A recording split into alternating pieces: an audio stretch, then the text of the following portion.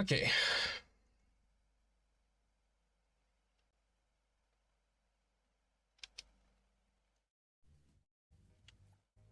So I drove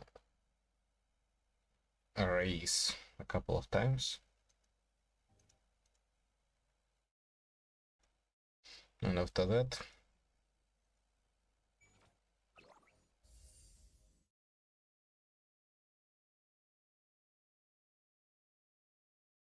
okay,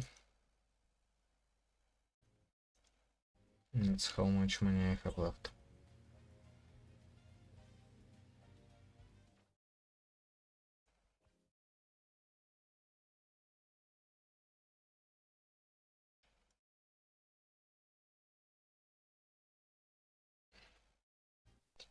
Let's see what I have here.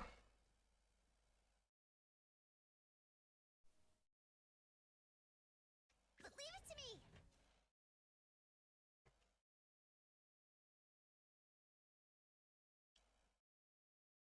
Mm-hmm.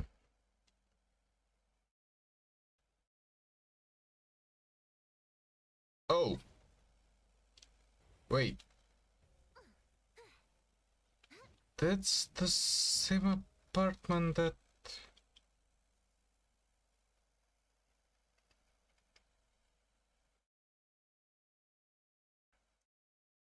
Condition look...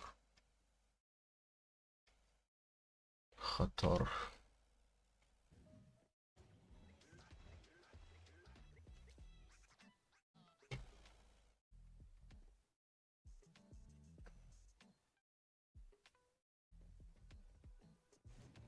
Is it the same building? Is it the same apartment?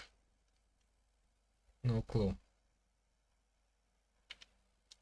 Warrant.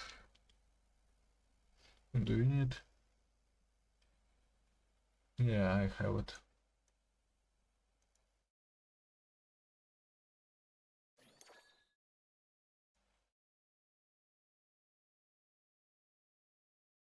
Defeat and send the challengers. Okay, that's not a problem.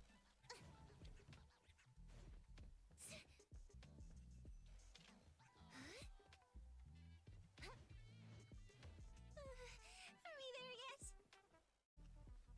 My feet. They're not touching the ground.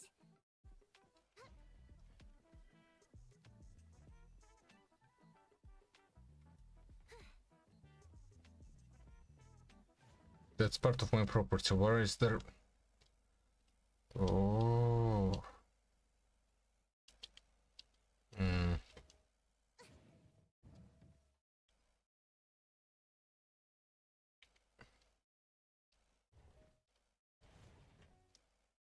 Welcome back.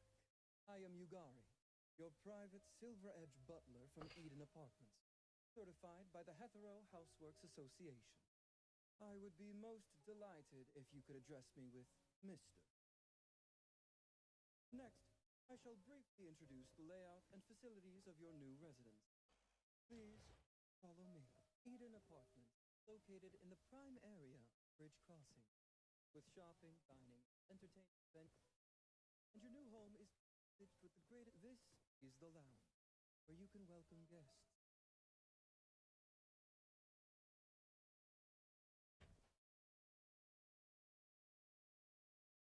Further out to the outdoor terrace, you will find a pool with a never-ending seaside horizon that greets the eyes. I would like to remind you that, while the sunset as viewed from the pool is beautiful, please be mindful of the temperature and time. On the other side are your personal quarters. This way, please. The smart curtains in the bedroom will introduce the first ray of sunlight through the floor-to-ceiling windows to begin your day with, or keep you undisturbed in afternoon.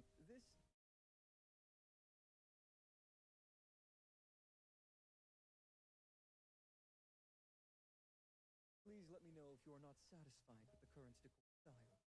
I will provide you with alternative interior design plans for your selection. I am your personal butler, and your needs are my primary concern. I am always willing to listen to your thoughts to ensure your very best quality of life.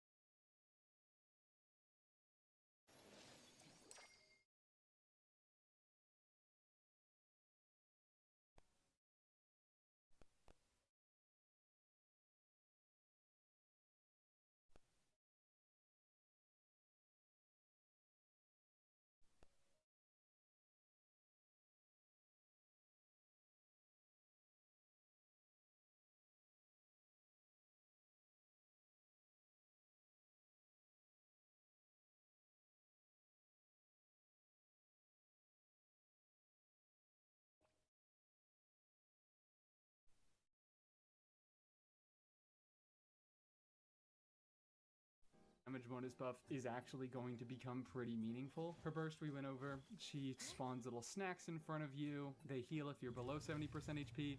They explode and apply animo if you're above 70% HP. I thought I'd just note the spawning priority of these little snacks. If you're out of combat, in general, the burst will prioritize spawning snacks directly in front of you. If you are Orders. When will it end? Actually, never mind. You look tired. Gain some city stamina and we'll... Why can't I? What? Oh.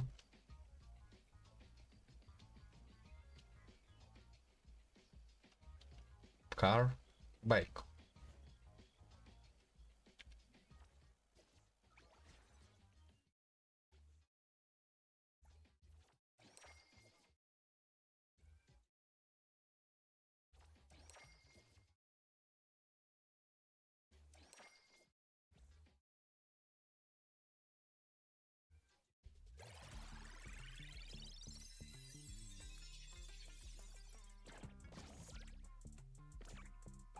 Hello. This is Cheese. Pink Boss Bank employee number 018888 at your service.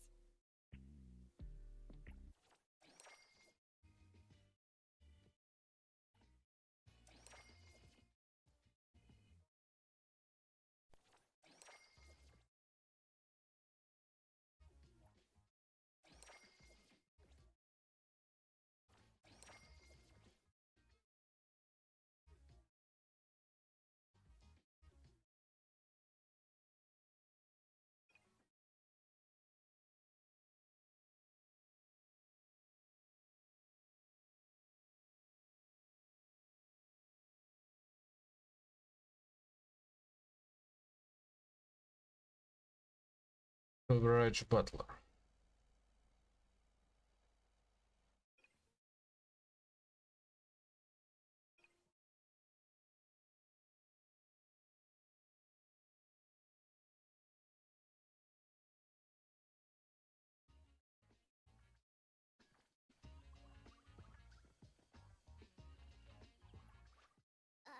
Me? I'm here.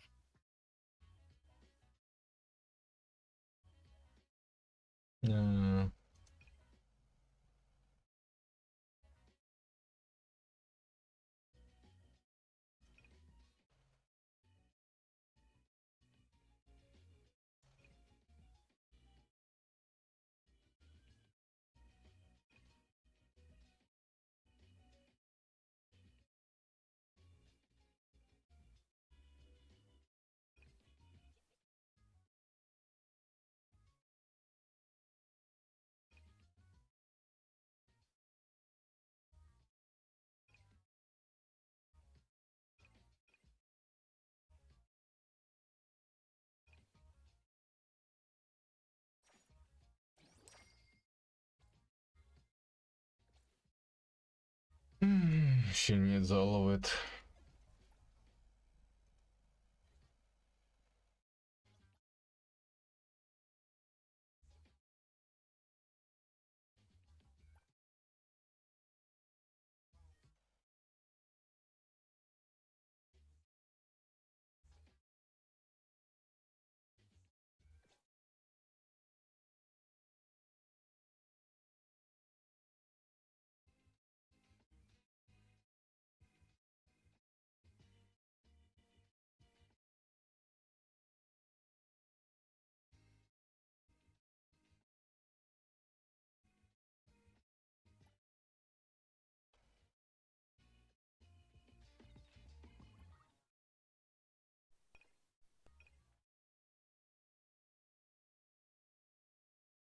I wonder which one is the newer one.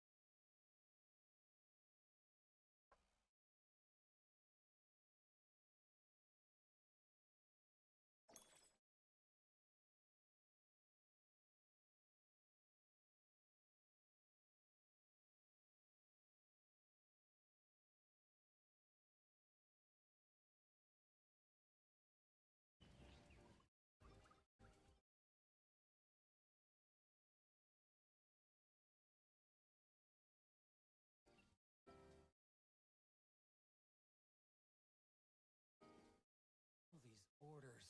The store's overloaded with orders, and we're short-staffed. Can you help us out? Paid per job. Got it.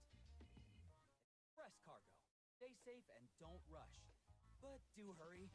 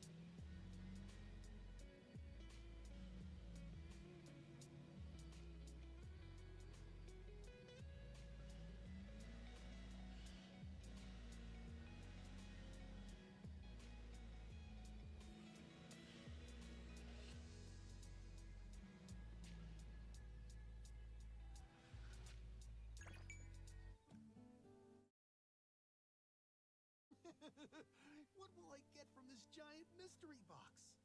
A mystery box this size. I once got a whole boom boom cloud. Though sometimes it's just a big old bag of cement. And the weight. Probably the cement this time.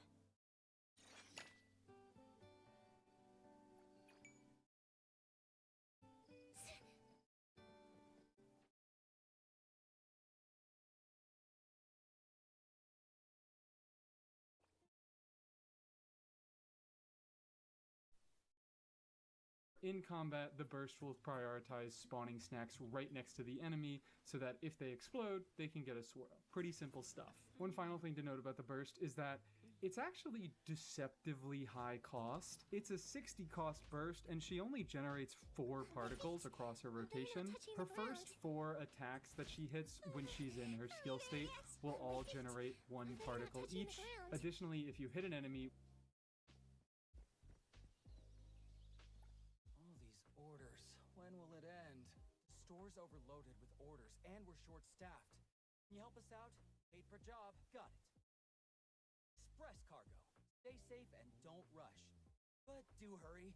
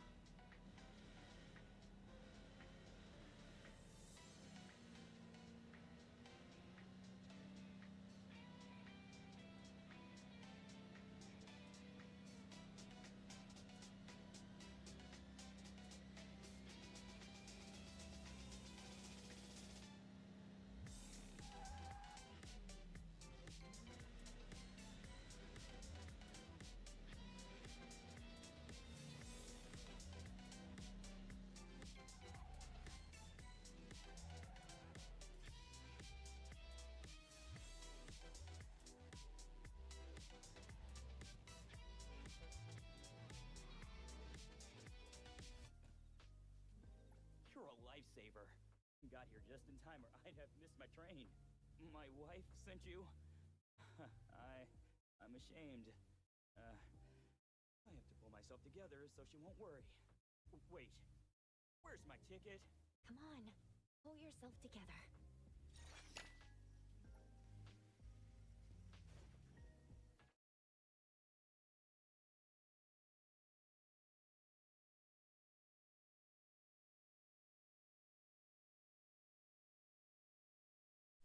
with the cast hitbox of her skill, that will also generate a particle, but it still caps you at 4 particles overall. But it's technically a way you can front load some particle generation. But the fact that she only generates 4 particles, it's kind of low, and she can really struggle to get her first solo Animo. Although she has gotten some better Animo teammates in the past year, and she will get some more ones in the future, which all those will definitely reduce her needs. In any case, solo Animo, I had found that even 168 is not enough energy recharge. She needs upwards of like 180, even though she's the one on field, she's catching a lot of particles.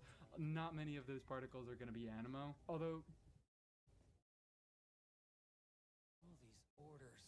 When will it end? The store's overloaded with orders, and we're short-staffed. Can you help us out? Paid per job. Got it. This one is a large cargo.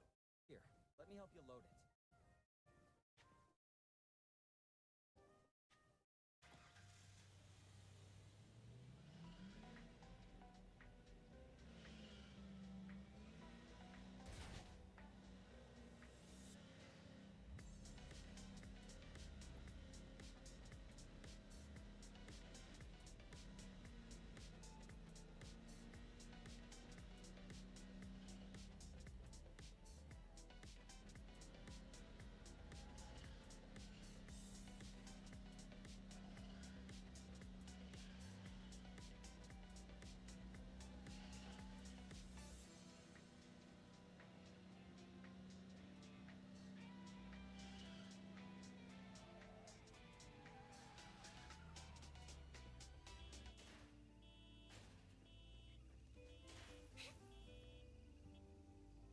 I've been watching you. Strong, careful. You'd be great on a construction crew. If you're ever looking for a job change, come to me at Orihalco. Great insurance. Good pay. I heard Orihalco's treats their workers well. Tempting, but no thanks.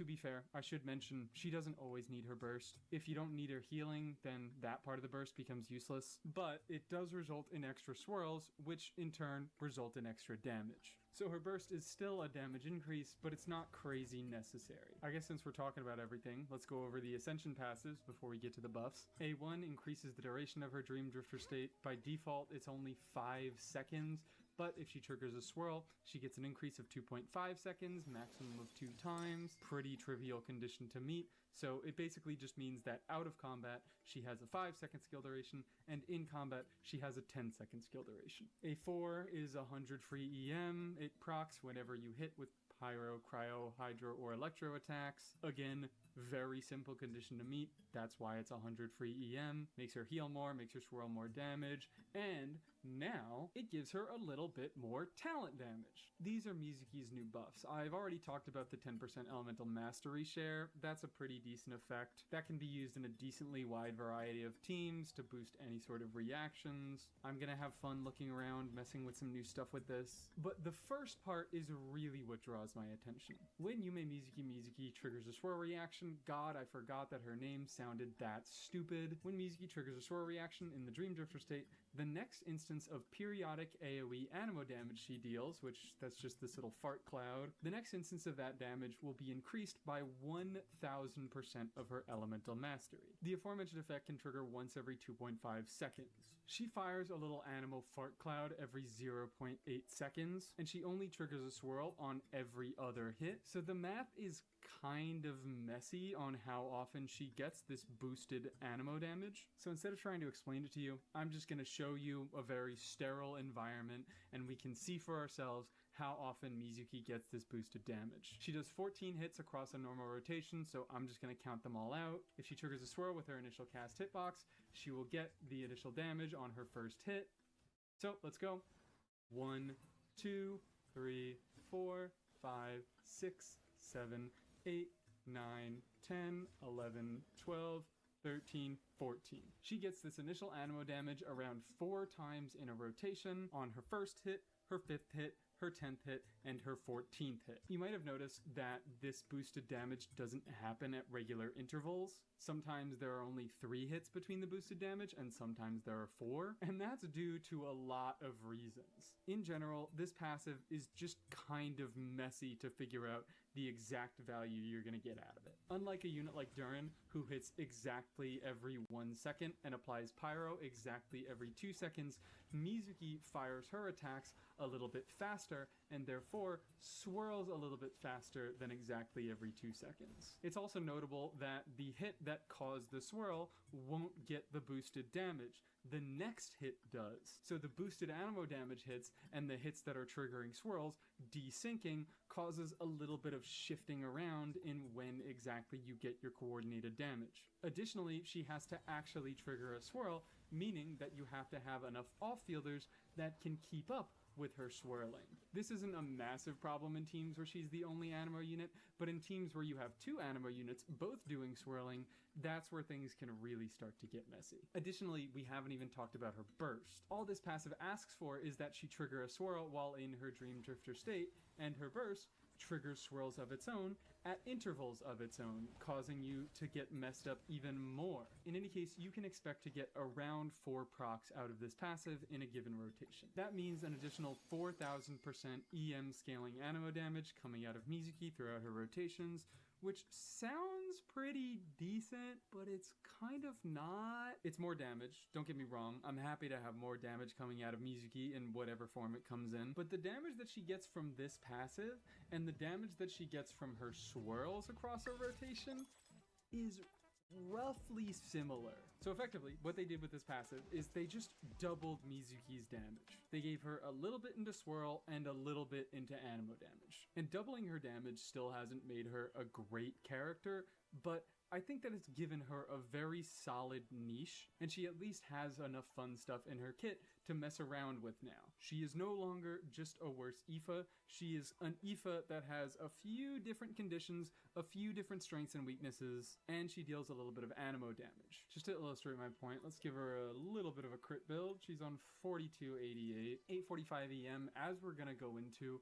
Her base build path without any stellar damage is actually still triple EM. EM is a pretty valuable stat for her. Like I mentioned, this stat is doubling the base damage of Mizuki, but that means that half of her damage is animo damage and half of her damage is swirl damage. So stats that only benefit one or the other, aka crit and damage bonus, only benefiting the animo damage, aren't as valuable as EM, which benefits both her animo damage and her swirl damage. So I'm going mostly EM with a slight skew towards crit. Wow, don't look at that goblet, it's not important. I'm going to be running this team with Farazan, who is of course there to giga buff Mizuki's animo damage, and also Farazan shall be on Serenade, not only to buff these two, but the extra 120 EM to Mizuki is going to be greatly appreciated. It's a good damaging stat on her. So just to see the breakdown on this team, even with a team that is fairly suited to her strength, it's mixing her ability to be an on-field driver and her ability to be a bit of a damage dealer. She's receiving a decent amount of buffs, most of the buffs that she reasonably can receive, a decent amount of EM from Inefa and Serenade, as well as all the things that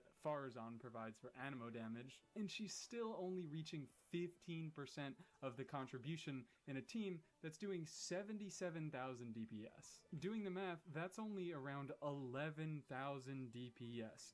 Not particularly impressive. Yes, her damage got doubled, but when it got doubled from such a low baseline, it's still not great, just notable and something that you can build around. This basic playstyle doesn't get particularly good until you start looking at her constellations. C1 occasionally gives her a larger swirl based on 1100% of her elemental mastery, and it also gives an identical animo damage attack to her new buffed passive. Both of these effects on a 3.5 second cooldown, which greatly increases the damage that she can put out, both swirl damage and animo damage. It practically doubles the animo damage that she's getting out and provides a pretty decent increase to her swirl damage. This, once again, is a very significant damage increase, but like I mentioned, it's on a pretty low baseline, but it still serves to make Mizuki a much more powerful damage dealer. Don't expect anything crazy, but her role makes a lot more sense with C1. C2 is another pretty significant damage boost. She gives a full party damage bonus buff, 0.4% damage bonus for every point of EM that she has. It's actually not very big considering that a lot of her best teams don't use damage bonus anymore, and the fact that it doesn't give animo damage bonus. The much more significant effect is the added on effect that she got with her buffs, where she shreds res for all Fek elements plus animo by 20%. The damage bonus part of this constellation has the issue of not working particularly well with any of the stellar or lunar damage dealers or Mizuki herself, whereas the res shred part works perfectly with both. Lunar and stellar damage dealers are affected by res shred, and the fact that it shreds animo res makes sure that Mizuki additionally gets some of the benefits. C3 through 5 are pretty terrible, as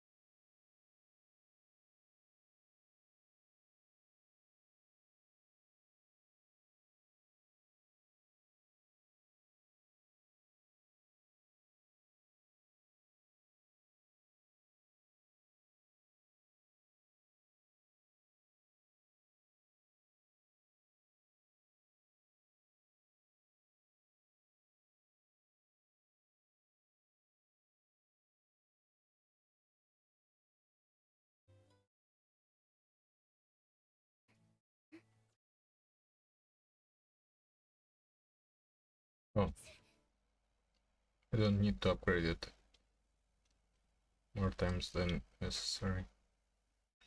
Then upgrade for the both chambers.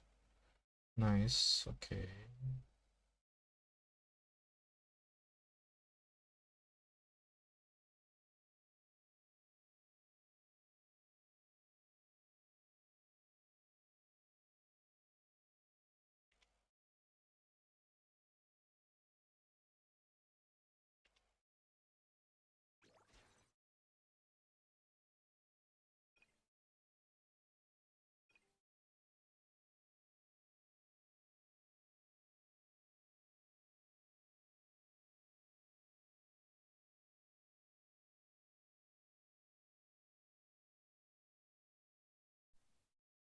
They often are. These really stand out as the standard constellations. C3 is probably the best, as talent levels on her skill increases the amount of swirl damage buffing that she's doing, but really, it's not all that important. C5 greatly increases the consistency of her healing. The baseline effect is that the snacks, instead of choosing between healing or bursting, they will always heal and burst, as well as give Mizuki some energy, so she gets her burst a little bit easier. But the new effect is that they also heal a nearby party member with the lowest HP among the party for 266% of her elemental mastery. That is around the same amount of healing that you get from a crowned burst, so it roughly doubles the amount of healing that you're getting from Mizuki. Therefore, doubling your fanfare generation, this constellation basically makes her usable with Farina. But granted, Farina isn't on many of Mizuki's best teams anymore, especially not after she gets her stellar buffs. C5 is horrible, it's more healing, and then C6 follows in the footsteps of both her C1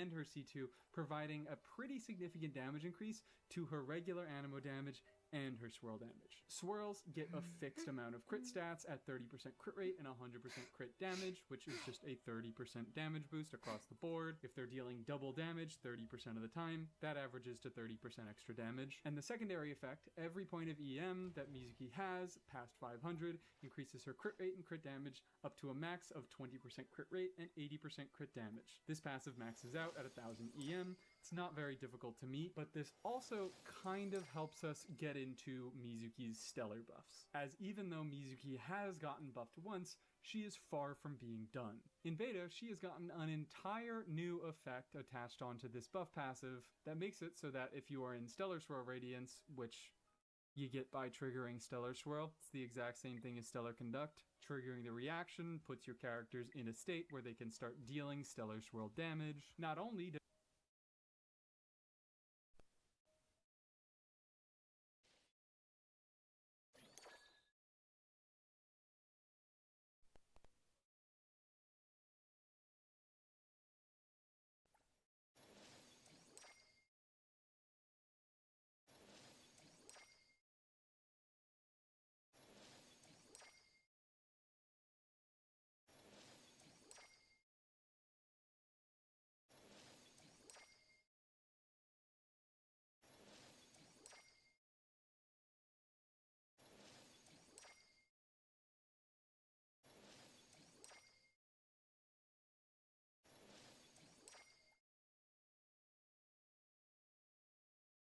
Mhm.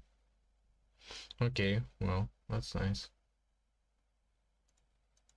she get this base 1000% hit of regular animo damage, but she also gets a 1000% hit of Stellar Swirl animo damage. Yeah, I was actually kind of surprised about that. She deals animo reaction damage. She doesn't deal cryo reaction damage. Now, even though this Stellar Swirl damage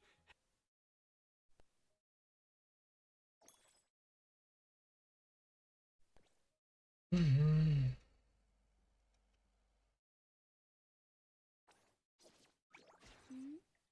Going?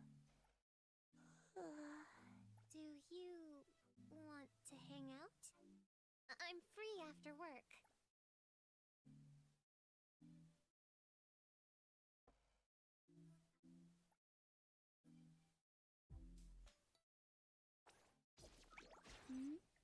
Going? I don't do vague requests. Hey! Did you need me?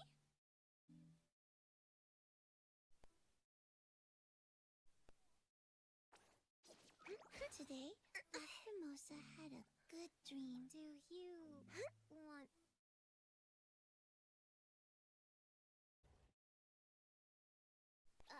me?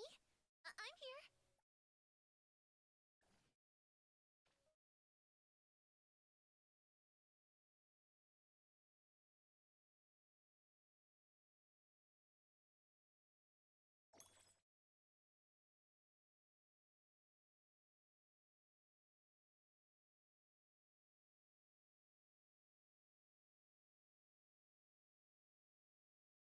Is this for me? Thank you.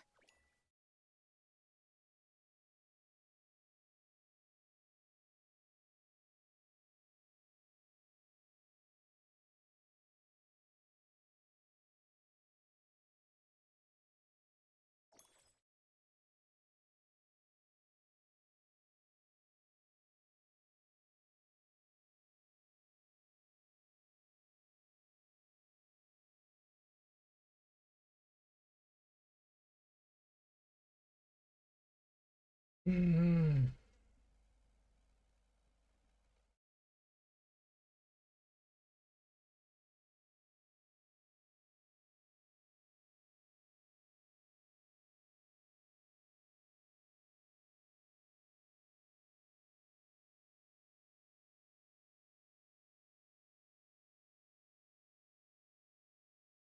Has the exact same scaling as her regular animo damage, it is a lot more impactful. There are going to be a lot of ways to buff it in upcoming artifact sets. There are going to be teammates that buff that damage. By default, it ignores defense, so its scaling means a lot more. Basically, if she triggers a Stellar Swirl, she's going to be dealing a lot of additional animo damage. This new Stellar playstyle also has the upside of making Mizuki a little bit less Constellation reliant. Her C1 and her C2 are still good. She still likes her animo res shred with her Stellar playstyle, and her C1, it converts this regular animo damage to Stellar Swirl damage if you're in Stellar Radiance. So they still do provide significant I'm free extra after sources work. of damage, but she has a much better baseline, and these increases are far less impactful. Right now, I'd say she kind of relies on her C1 to deal any decent damage at all, whereas once Stellar Swirl comes out, that is not going to be the case. And something to note about the Stellar Swirl reaction itself is that unlike Stellar Conduct, Stellar Swirl still deals damage. It summons a little bubble on field that will deal cryo and animo damage when it explodes, and the more swirls you trigger, the larger the bubble gets, the more damage it deals, the larger its AoE is, and also if you trigger enough, you can explode it prematurely and start collecting another swirl bubble. Just like Lunar Charged and Lunar Crystallize, the Stellar Swirl reaction damage also scales based on your character's crit, which makes it so that crit will be a much better stat on Mizuki. Like I mentioned, the issue right now with crit is that she basically splits her damage between regular animo damage that can crit and swirls that can't crit. So while crit is a nice stat, EM still has a little bit more value, but when she gets her stellar damage buffs, she's going to be doing a lot more talent damage, which pushes the needle in favor of crit, and her reaction damage is also going to scale with crit. Granted, EM is still a fantastic stat on Mizuki post-stellar buffs. First off, with someone like Nefer and Lauma, she effectively gets to double dip in what EM does for her stellar damage. Not only does the base hit scale off of EM, but she gets stellar damage bonus when she's building EM. So if we're comparing to a character like Flints, who uses attack scalings at a baseline and gets EM for damage bonus, he has to choose between whether he wants to build attack or EM. Mizuki doesn't. She gets damage bonus and base scaling from the same stats. Additionally, her skill is getting a little bit of a buff, and it's going to go from just buffing regular swirl damage to swirl and stellar swirl damage. So she gets to triple dip in what EM does. She gets base scaling on her talent damage, she's going to get reaction damage bonus, which gives her a little bit of damage bonus on that talent damage, and her skill gives additional damage bonus based on EM. And that damage bonus is full party. Her whole kit is built around wanting significant off-field damage dealers and she is going to get one in 7.0. Odette is coming out as a generic stellar off-field unit. She deals regular cryo damage that can be converted into either stellar conduct or stellar swirl damage based on whatever reaction you trigger. So EM on Mizuki gets you base scaling on your talents. It gets you reaction damage bonus, which now that she's dealing a lot more significant reaction damage, that matters more. It gets you an additional full party buff to your stellar swirl damage. And the last thing I haven't even mentioned, she also shares EM. And if that wasn't enough for you, it also helps her healing. So yes, crit is going to be a lot better on Mizuki in the upcoming patch because she deals a lot more damage and a lot of it is going to be crit scaling, but she still has a lot of reasons to be building EM over any other stat. While EM crit builds are going to be much easier to achieve, I expect the optimal thing that Mizuki can do is to go full EM main stats and look for crit substat. Orders. When will it end? The store's overloaded with orders, and we're short-staffed. Can you help us out? 8 per job. Got it. Press cargo. Stay safe and don't rush. But do hurry.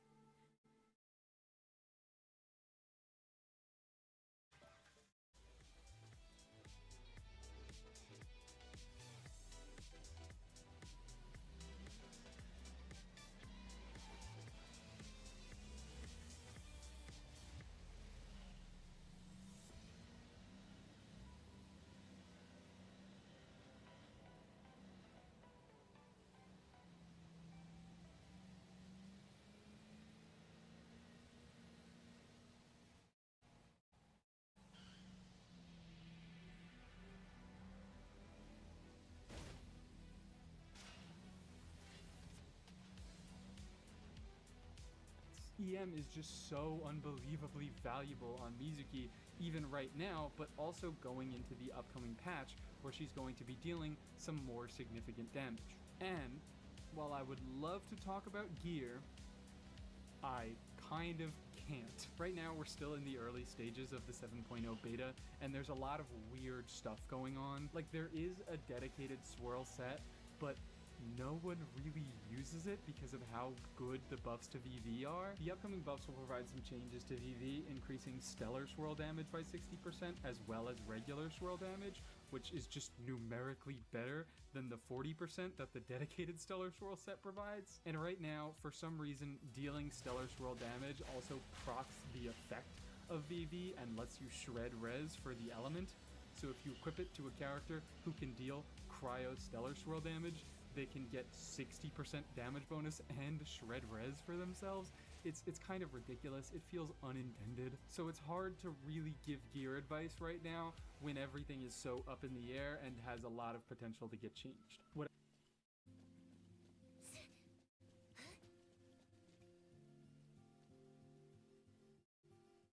Huh? You didn't peek in the package, right? Even a little counts. No. No way. You're seriously not curious? This person's exhausting.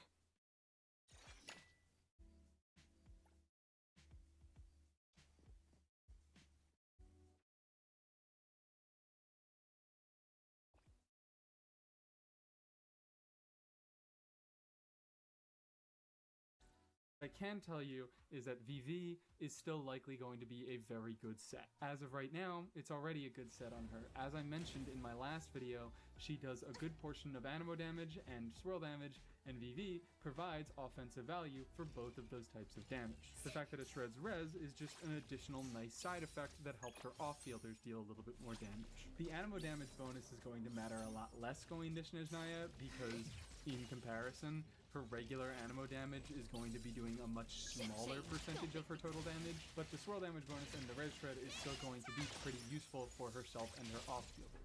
Editing these here after the first round of beta changes now. A lot of stuff has been fixed. I don't think VV shreds res on cryo units anymore. The swirl DPS set has also been updated to give crit rate instead of attack percent in its 4-piece, which I believe was originally a mistranslation in the first place. In any case, we're still early in the beta. A lot of stuff is still going to change. So instead of trying to catch everything, I'm just going to leave a pinned comment detailing whatever recent discoveries we have. So if you want more detailed gear stuff, you can look in the comments. And like I mentioned, EM is one of your best build paths right now, looking for Money is crit in your precious. substats. You But got to keep me, it safe. because EM.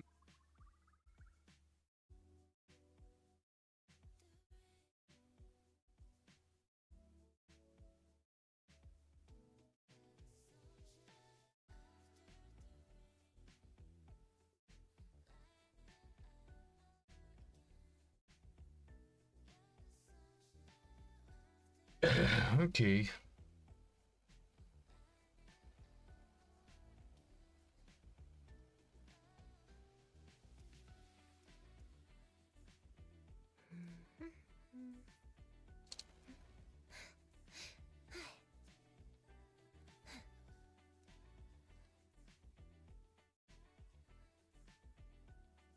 Is a little bit hard to get a good crit ratio on. I've decided to go EM crit. This is probably what a lot of people are going to end up doing because it's much easier to access. But yeah, EM, technically optimal. EM crit, much easier to achieve high numbers on Mizuki herself, while not sac. All these orders. When will it end? The store's overloaded with orders, and we're short-staffed. Can you help us out? Paid per job. Got it. This one is an anomaly cargo. You know anomalies better than we do. It's all yours.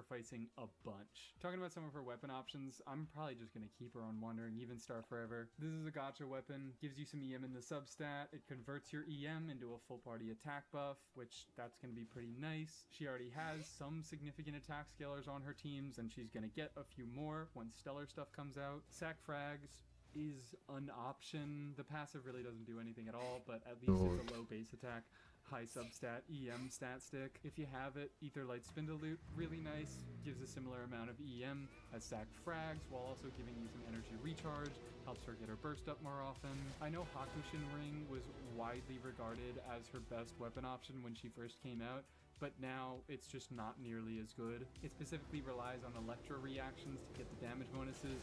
She used to be run in a lot of Electro charged teams, but now that she's going to be running in Stellar Swirl, she doesn't run Electro units, and even in Lunar Charge, which is her current best team, neither Columbina nor Inefa make great use of damage bonus. Columbina does have some significant damage in her skill, but she doesn't build into it very much. In any case, Hakushin Rain is just not nearly as good as it once was. I would either go one of these EM stat sticks that I mentioned, or we do have an upcoming craftable. It's an attack percent substat weapon, which that isn't very useful. Most of the value is in its passive.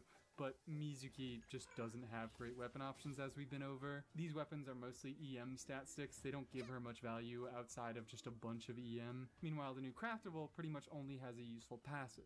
Triggering any reaction gets a 60 EM buff, capping out at 120 at R5, and if that reaction is specifically a stellar conduct or a stellar swirl reaction, you get 16% damage bonus to the respective reaction for 12 seconds. R5 makes it 32%. Pretty good damaging stats on her, but again, I might just go for one of these options that gets her straight up EM instead of damage bonus, because EM is just such a valuable stat on her. She's also got some 5-star EM stat sticks in Thousand Floating Dreams, Nightweaver's Mirror, Starcolor's Watch, and of course her own signature, Sunny Morning Sleepin'. All it does is give her 1 bajillion EM. Given how much value EM gives on her, I wouldn't be surprised if this comes out on the top, but probably the second place option will be Reliquary of Truth. Massive crit stat stick, gives a bunch of crit damage in the substat, even gives some crit rate in the passive, and it gives you 80 EM when you hit a skill, which is very easy for Mizuki to do. Crit obviously puts much more of a focus on her own personal damage, whereas EM strikes a balance between personal damage and full party buffing utility, but it's still going to be a pretty competitive option. And I don't really want to do a ton of teams, but I do want to do some notable shoutouts for units that she is particularly good with right now. Of course, Columbina and Neffa are Columbina and Neffa. Mizuki is not bad for them at all. She gives her full party EM buff, she triggers some swirl, she shreds from res for them, she does a little bit for them, they do a lot of damage for her. Nice and symbiotic relationship we got going on. Now I want to mention Farazan, because Farazan, while she's just okay right now, she's about to get absolutely crazy. Farazan is of course the Animo buffer. She shreds Animo res, she gives some damage bonuses, she gives even a little bit of crit damage in her C6, and while the amount of Animo damage that Mizuki is doing right now isn't the biggest, it still is enough to where there is some synergy between them. I actually find that in this team in particular, Farazan is the best in slot option. I've tried running Sucrose, but she just isn't better. Running Farazan on Silken Wind Serenade just gives you full, easy uptime.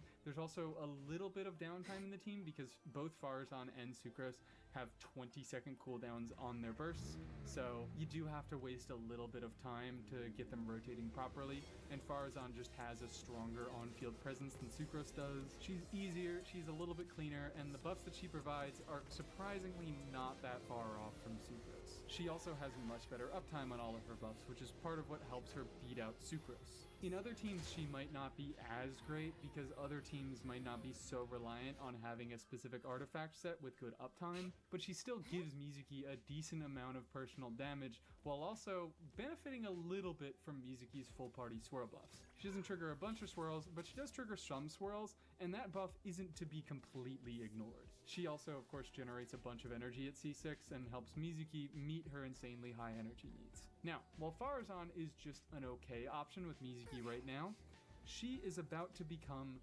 stupid. As I mentioned, Mizuki is about to be getting a bunch of Stellar Swirl damage in her kit, and that damage is Animo damage. While there is a small portion of Farazan's buffs that's dedicated towards damage bonus, that's only a small portion. She still shreds res, and she still gives that crit buff, which both apply to reaction damage. Her helping out Mizuki's energy needs will also supply Mizuki with more swirls in her teams, because generally that's what her burst does. The healing is not incredibly useful incredibly often, so it often just gets converted to more swirls, and more swirls is going to translate into much better damage in her Stellar Swirl teams. Additionally, the Stellar Swirl reaction itself deals damage, and Farazan's buffs are going to affect that. Farazan is just about to be absolutely nuts with Mizuki, which of course brings up the sad fact that Farazan is very difficult to use as an off-fielder before C6, and like I mentioned, even part of her buffs are contained within her C6 in that 40% crit damage, but her energy needs are nearly impossible to meet without this, so yeah, Farazan's coming back, and even though I really do love Farazan as a and ever-thriving super city unfolds before your eyes. The Hathero Sky Tower you are now in offers the finest vantage point for viewing its urban landscape. May you have an unforgettable visit here.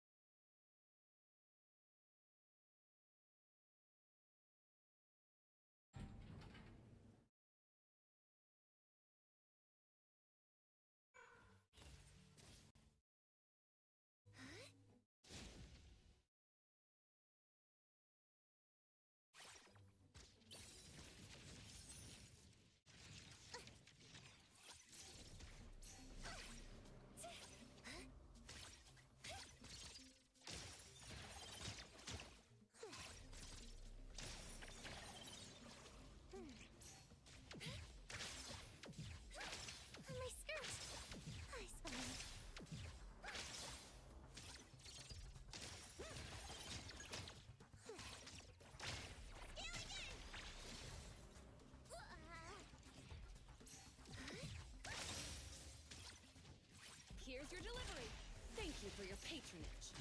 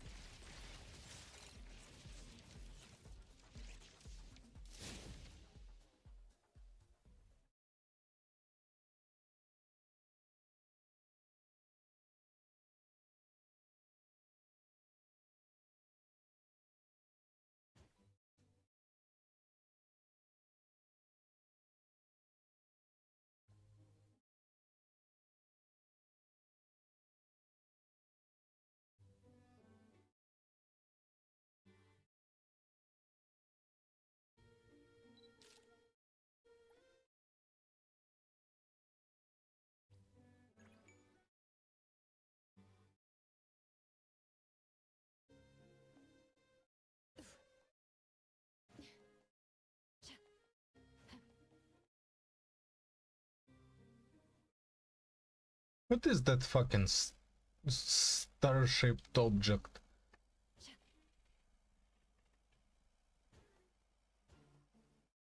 Sorry. Accident. Feels good. Unit. I hate her when she is not C6, so that sucks. Complain about it in the comments. Let's talk about another alternative to Farazan, which really is only going to work right now in Everything's Durin. clearer when Right you're now, looking Durin from is above. kind of exactly what Mizuki wants. He is an off-field damage dealer that does not require normal Feels attacks good. to deal his damage. He benefits from Res Shred, and he can shred Animo Res himself. He acts as a good off-field damage dealer for her, while also providing significant supportive utility for her Animo damage. Everything's I've been doing clearer some when you're goofy looking stuff from above. running this team. Prune and Mizuki both are Animo, so they help each other out with their energy needs. Prune gives a full party damage bonus buff that applies to everybody here. Mizuki has some significant talent damage. Emily has all sorts of damage. Durin has good damage. This is just a fun little team dynamic that I've come up with that was enabled by Durin. But of course, once the Stellar Swirl buffs come through, Durin is going to be a lot less compelling in those teams. Because Stellar Swirl specifically wants a Cryo Swirl to be triggered, it's going to be very difficult to have Durin going off and doing all his application while also bringing enough Cryo to get a Cryo aura up and be able to swirl it. It's just a lot of messy reactions. It's going to be very, very difficult to include Durin in a Stellar Swirl team. But in the non-Stellar Swirl teams that she has right now, and that she still will have after the Stellar buffs, they'll just be worse than her Stellar teams. Durin's still there.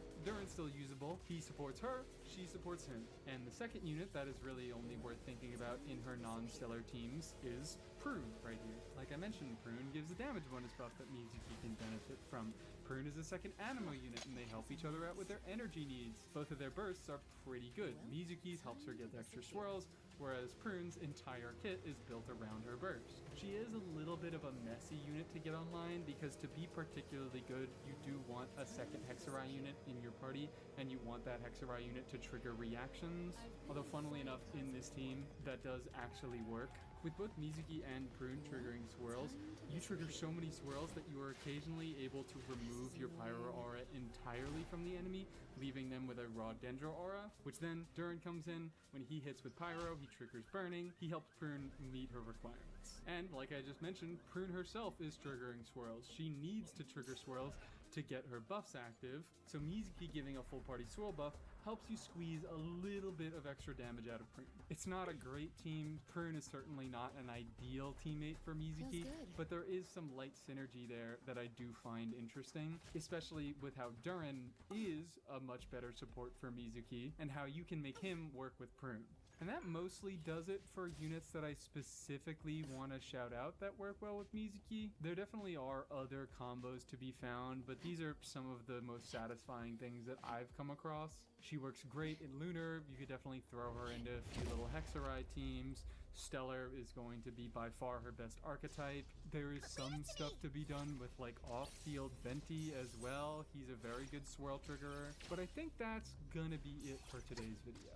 I just wanted to talk about Mizuki as she is right now, how she's grown as a unit since she's released, and how she's about to get another big boost in the near future. Thank you so much to my channel members: Najero, Rampaltas, Mudchip, Beef Potato, Roberto, Big Soup, Buffalo Milk, DB, Bab, CSI, Smoothie, Tylee, Juicy Jeepers, Nichita, AJ Jordan Draws, Starnova, Padevon, Payday, Anime King, and Mr. The Teens.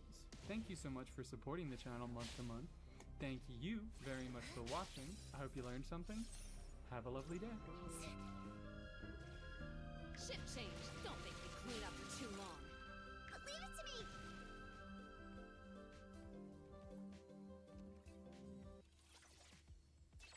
If you want to deposit Приветствую своих любимых и дорогих подписчиков. Хочу всех поздравить с проводом первого месяца лета, а также с днем рождения нашей любимой игры Cockblock Zone Zero. Эх, как же прекрасен New Eridu в наше время. Какое же классное комьюнити возрастил данный проект вокруг себя. Сколько прекрасных контент-мейкеров появилось за все время существования игры. И специально в столь значимую дату разработчики дарят нам баннер. Кого? Очередного пира-оглушатора. Так еще и Лолю! Ну, это уже ни в какие ворота не лезет. Мы стерпели отряд Обал с миллионом электрочаров, играющих между собой. Так еще и Цисию в придачу. Несколько эфирных саппортов, еще и парочку физовых аномалистов. Так теперь еще и это. Я считаю, что это уже какое-то преступление. И я, как опытный детектив, постараюсь сегодня разобраться. Нахуя разработчик занимается такой хуйней? Что из себя вообще представляет норма? Нужна ли она вообще на аккаунт, учитывая наличие в игре еще одного интересного станера в лице Диали? А если и нужна, то с кем она будет играть? И кому может помочь восстать из гроба Паверкрипа? Все время ищете, где купить подписочку на любимую игру подешевле. Вашим поискам пришел конец. Ведь на донатов нет минимальной цены на донат. Быстрая доставка, множество возможностей. От донатов в Genshin по UID до пополнения баланса Стима. NTE, Вувы и сотни других игр. Участвуй в бесплатных ежедневных раздачах, лутай декоины и сразу пополняй любимые игры. А при регистрации по моей ссылочке вы получите купон на первую покупку. Так что дерзайте. Донатить в игры снова просто. Ведь донатов нет. Донат есть.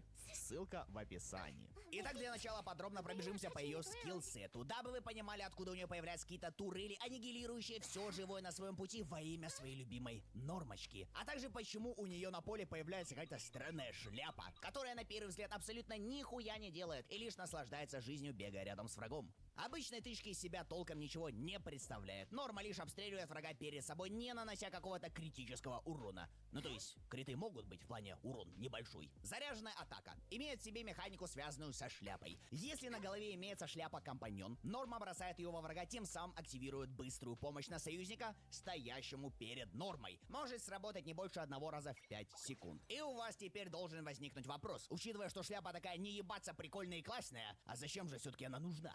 А все дело кроется в нашей любимой полосочке, которую разработчики после прочтения записи Эпштейна решили назвать «прогрев ствола». Базово, при первом появлении Нормы, ствол Нормы уже прогрет и имеет 60% шкалы. Максимально же он может зарядиться до 100% и будет накапливаться в нескольких случаях. Когда Норма является активным персонажем и находится в состоянии боевой готовности, она получает 1,5% прогрева в секунду. И важный момент. Пассивное накопление будет работать при наличии шляпы на поле, даже когда Норма находится в кармане. При нажатии усиленной особой атаки мы прогреваем ствол Нормочки еще на 16%. А если удерживать кнопочку, то сможем дополнительно заполнить полоску до 16%, по 0,4% за каждую потраченную единицу энергии. Ну и максимально разогреть ствол Нормы мы можем просто через ультимейт, при нажатии которого мы получим 30% заряда в шкалу. Ну и у вас возникает резонный вопрос: а нахуя оно вообще надо? Ради чего я должен буду запоминать, как эффективнее нагреть ствол Нормы? А делаем мы это для того, чтобы и увидеть, ради чего наш любимый разработчик и выпустил этого персонажа, дабы поверкрипнуть других станеров. Когда прогрев ствола достигает 80%, следующая зажатая базовая атака, которая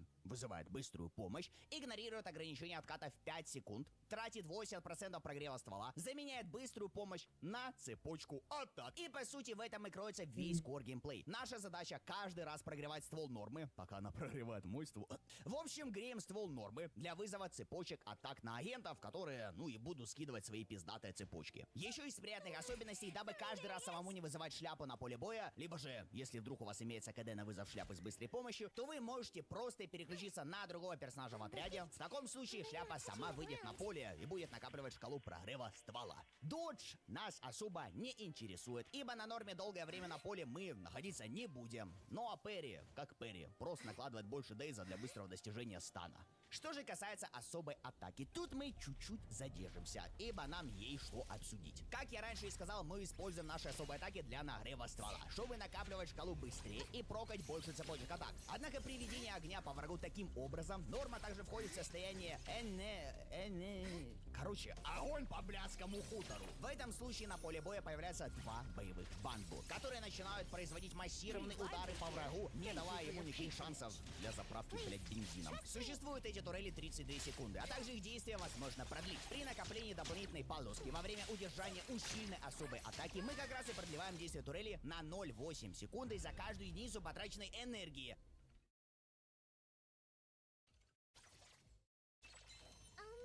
Let me help you with that.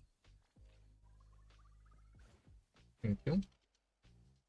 Максимально же мы можем продлить эти турельки еще на 32 секунды. Также эти турели мы можем улучшить, когда любой персонаж оглушает врага, или когда норма расходует прогресс ствола для запуска цепочки атак. Короче, эти турели, блять, раскрывают ракетный отсек на 8 секунд. В таком состоянии турель автоматически атакует чаще, а при автоатаке дополнительно выпускают ракеты разного типа. Какую ракету будут выпускать банбу, зависит от состояния врага. Если враг не оглушен, выпускается бронебойная ракета, наносящая огненный урон и накапливающая дополнительное оглушение по врагу. Если же враг находится в состоянии стана, выпускается фугасная ракета, наносящая повышенный огненный урон. Различные ракеты во врага также может запускать и сама норма. Когда нажимают или зажимают усиленную особую атаку, когда накапливает полоску прогрева ствола и продлевает действие турели на поле. Ну и осталась у нас лишь цепочка атак, которая кроме большого количества урона нихуя в целом и не делает, а также ультимейт, при нажатии которого норма превращается в «Халё, седло, Ким Чен Ин» и отправляет большой... Как тебя назвать-то, блядь?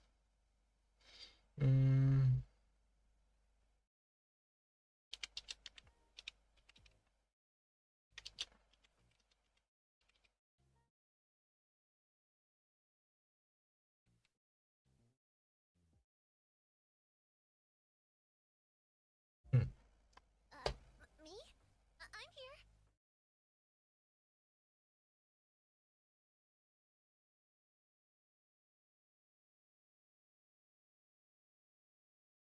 Attack, damage. Swap, enhance.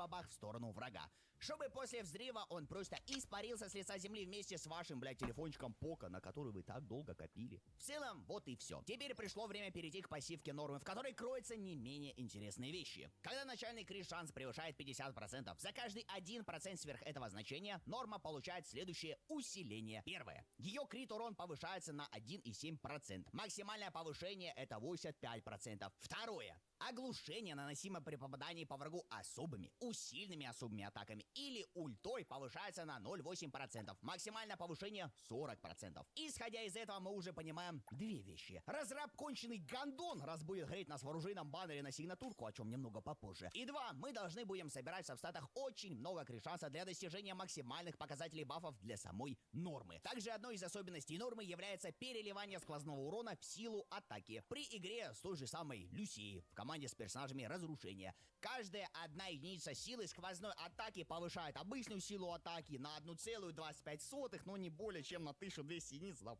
похуй, блядь, на эти циферки. Также в пассивке прописана механика с заменой быстрой помощи на цепочку атак, но мы это уже в целом и обсудили, так что пошла она нахуй. Ну еще в режиме разведки она там все восстанавливает 60% шкалы раз в 3 минуты. Блядь, ну на этом, я думаю, вообще всем поебать абсолютно. Теперь же поговорим о дополнительной пассивке. Срабатывает она, когда в отряде есть персонажи специализации нападения или разрушения, или же той же фракции. Когда норма или ее творение, или боевые банбу попадают по противнику, они накладывают на него один уровень эффекта психологический разрыв. Каждый уровень этого эффекта повышает множитель уязвимости при оглушении цели на 3%. Можно наложить до 10 уровней, но не более одного уровня за 0,5 секунд. Когда враг с любым количеством уровней вот этого разрыва входит в состояние оглушения, оглушение продлевается на 2 секунды. Эффект продления оглушения не суммируется с аналогичными эффектами, например, с диалин или лайтером. Ну и логично, этот эффект снимается после того, как враг выходит из оглушения. Во время состояния...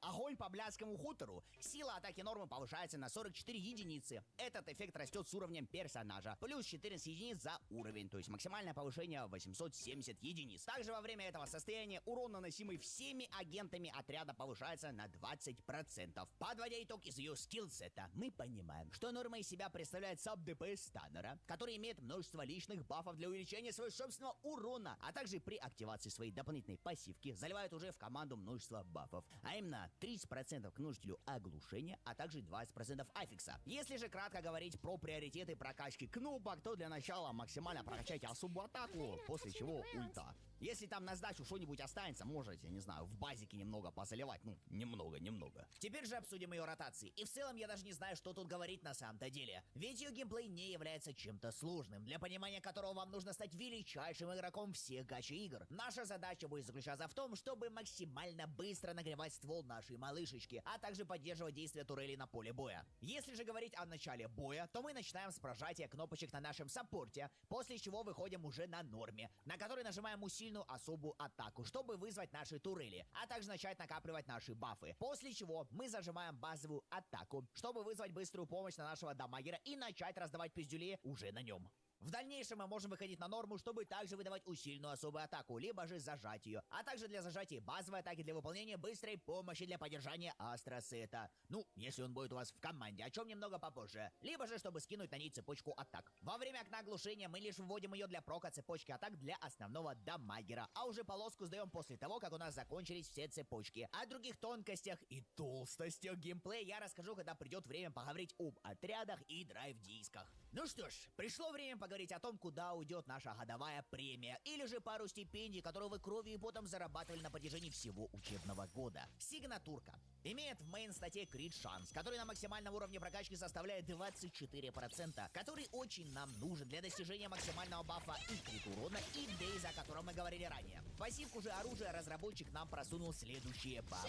Импульс агента с этим предметом повышается на 30 единиц, а наносимый им урон игнорирует 15% сопротивления огненному урону цели. Когда агент с этим предметом не является активным персонажем, восстановление энергии повышается на 0,4 единицы в секунду. Когда агент с этим предметом наносит огненный урон, усиленной особой атакой, все агенты отряда наносят на 12% больше урона в течение 30 секунд. Эффект суммируется до 2 уровней. Повторные же запуски обновляют время действия, один баф за один навык, и в отряде может действовать только один эффект, блять, как у всех сигнатурок. Очень хорошая сигнатурка в целом для аккаунта, а для нормы это очень классные бафы для личного урона. А учитывая, что она также будет заливать бафы и во всю команду, сомневаюсь, что вы сможете устоять и не додепнете все свои деньги на нее. Если же говорить об альтернативах, то на ум сразу приходит сигнал коляды. Однако поддерживать ее на фулл стаках у вас, к сожалению, не получится. А также вы должны всегда держать в голове, что вам нужно собирать очень...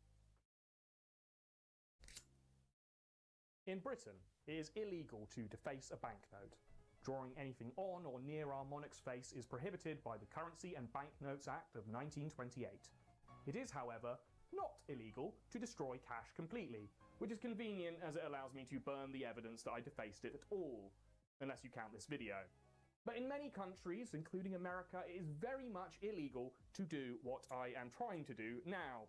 Yes, in the land of the free, money is more sacred than any flag or religious text, because money isn't holy. It is so much more. So isn't it about time that we made some of our own? This is the original money, the Creasy. Well, actually, no, it's a picture of one. I couldn't get a real one because they are rare and expensive. Minted in the Kingdom of Lydia in the late 6th century BC, they were issued by their namesake, King Croesus. Other coins did exist before old King Cree, but he was the guy who first made them entirely out of gold. Entirely. And this was such a significant innovation that history has basically forgotten the Creeseed's impure predecessors. Gold was just that good. It doesn't rust, tarnish, or corrode. and it was malleable, so it could easily be morphed into a standardized shape. And it shone like the big burny thing in the sky that may or may not be gold. Is gold little pieces of gold? Probably not, but it was great branding, and even better than that, gold has an actual physical function. Maybe you're too poor to regularly handle gold, but it's actually quite heavy, or like it's heavy enough that you notice its weight. Meaning that ancient gold holders could immediately set a real coin apart from a fake one. You could verify it was real just by handling it. But it isn't enough to know that your coin is real. It being real also has to mean something. Just because something's authentic doesn't mean it's valuable. This is my real, actual pen, but it didn't sign the Declaration of Independence or stab Napoleon, so its realness isn't noteworthy. These coins came from the real, actual king, so they were important. The Creseed was minted with the images of animals, which symbolized the Lydian royalty itself. It was these symbols that transformed a slice of semi-rare rock into a medium of exchange. Because the highest power in the land had literally given them its seal of approval. Coins were the original information technology. What they were made from was the hardware, but what was drawn on them was the software, and this is the real lasting innovation. Money isn't made from gold today, but the seal has stayed. Because money is more totem than trinket, more software than hardware. It is an item, but more importantly, it's an idea. This is what 20 British pounds looks like. Well, actually, no. It's what it did look like when this particular design was in circulation. Born in 1999, dead by 2010. Approximately 150 million of these babies were in circulation by the end of their run. So if you'd collected them all, you'd have been £3 billion richer. And you'd have been Britain's 20th or like 22nd richest guy. But wait a minute, how can that be? If you owned the entire stock of a country's banknote, surely you'd be like the richest guy in the country several times over. Really? Au contraire, actually, because today, most money doesn't exist. Well, not physically, anyway. Only 3 to 4% of money in the UK exists in foldable form. The rest is just recorded electronically in bank accounts or as wealth stored in assets, like a house, a business, or a gold watch. Money stores wealth. It is not wealth itself. This is one of those things that... All these orders. When will it end? The store's overloaded with orders, and we're short-staffed. Can you help us out? For a job? Got it. This one is a common cargo. I've packed it already.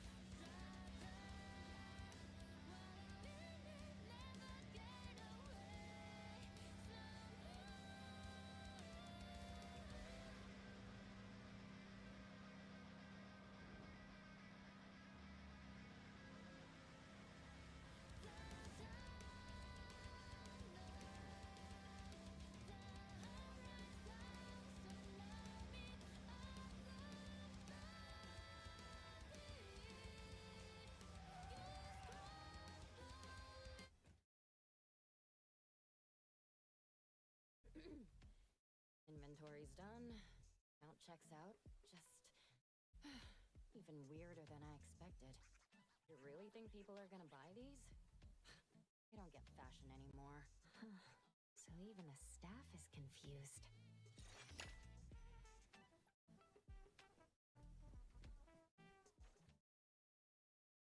We all kind of know to be true, and yet nobody acts like it.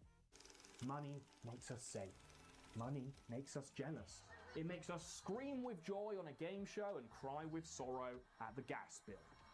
Money can change your mind, end your marriage, and it can even make you kill. We think money is wealth because we think that money is everything. But it's not. Not really. True wealth is time, products, health, assets, and love, I guess. Money only exists because we need an airtight way to exchange all these non-fungible things. So money isn't everything, it's just where we keep everything when we're not using it. And for a time, this is what 20 units of everything looked like. And for my money, it's my favourite money. Because it was the first note I was paid with in my job as a Victorian chimney sweep. The current 20 is the most used banknote in the British economy, where it is mostly used to buy and snort cocaine. Although with inflation rising as it is, it might not be too long before those nose beers are getting tooted through the 50. But for me, the Elgar note is money, and a wad of it or a briefcase full of them is still what I think of when I imagine a lot of it.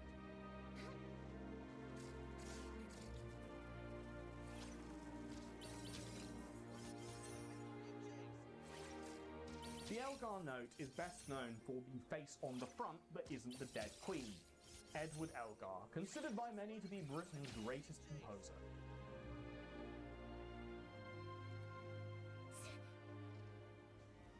Above Elgar flies St. Cecilia, the patron saint of music. And to her left, and my back, is Worcester Cathedral. Worcester Cathedral was a lifelong source of inspiration for the composer. His music came from its grandeur and was performed inside of it. It was said that he grew up in its shadow, and when he died, he did so in a bedroom of a beautiful home on Rainbow Hill with a view of the cathedral that he loved so much. But why Elgar? Why was this composer, and his rather dashing mustache, chosen to front the 20? Well, the answer sort of begins and ends with this song.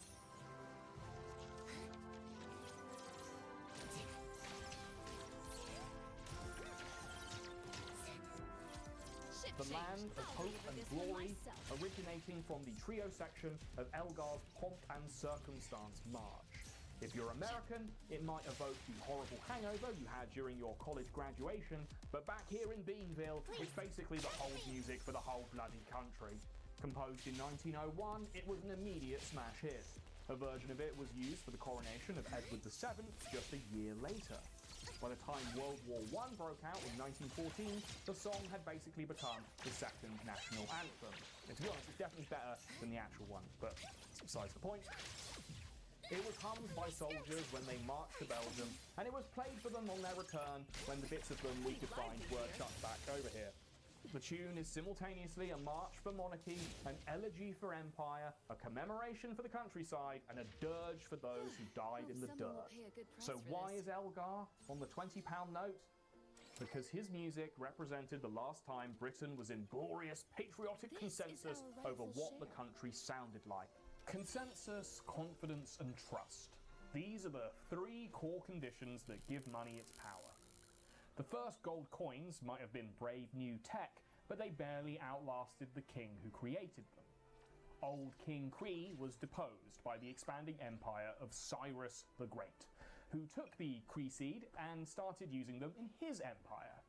But Cyrus's son, Darius, also the Great, went further.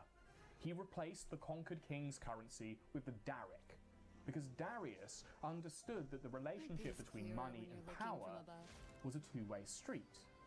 He scrapped those crappy animal drawings and replaced them with an image of a king. This logo didn't just legitimize the currency legitimized the rule of the guy who issued them. Money isn't just a medium of exchange, it is propaganda, and arguably, coins were the first pieces of propaganda and information technology to ever be mass-produced. So powerful, that they had the ability to mint new gods. Okay, coins made Jesus God. Big claim, let's back it up. Throughout the whole history of the Roman Republic, putting your own face on money was seen as like the ultimate act of hubris. So only gods or their associated symbols could be portrayed on coins. Enter Big Dog Julius Caesar, who said, "Fuck that, me be money now," or words to that effect in Latin. He issued coins depicting his own still living face on them, alongside the phrase Dictator Perpetuo, which means dictator for life. And he was, indeed, dictator for life, in a sort of ironic monkey's paw, genie's lamp, Twilight Zone kind of way, because he died 2 months after he minted his own face. What are you waiting for? No! No! No! The coin was sort of the final straw for some of his assassins, who interpreted it as the power-hungry act of a power-mad tyrant. But Caesar's coins outlived him. His loyal appointees continued to mint them, even as some of his own assassins attempted to mint their own face-themed coins themselves.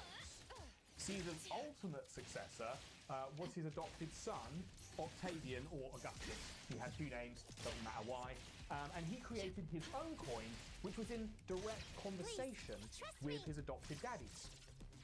On his coin, he wrote Divi Filius, meaning son of the deified or son of a god, deifying Caesar in death and legitimizing his own rule by proxy with one bold proclamation.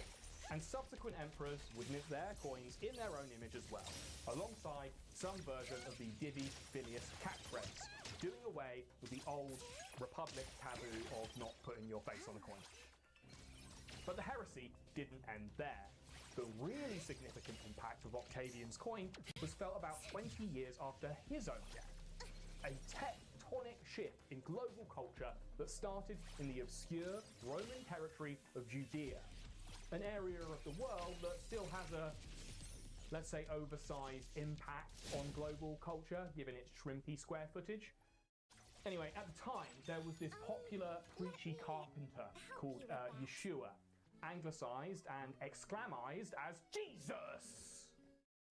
Jesus Christ. And he also had some kooky ideas about how you should forgive people who were mean to you, and that we're all, you know, actually equal in a non-equal kind of way. Anyway, somehow these dangerous ideas really caught on. So much so that they killed Yeshua on wood. But his followers kept his ideas alive and started telling everyone who didn't kill them on wood that Jesus was the Son of God. Not just a son, you see, but the Son of God. Terminology that All these orders. The store's overloaded with orders, and we're short-staffed. Got it. This one is a common cargo.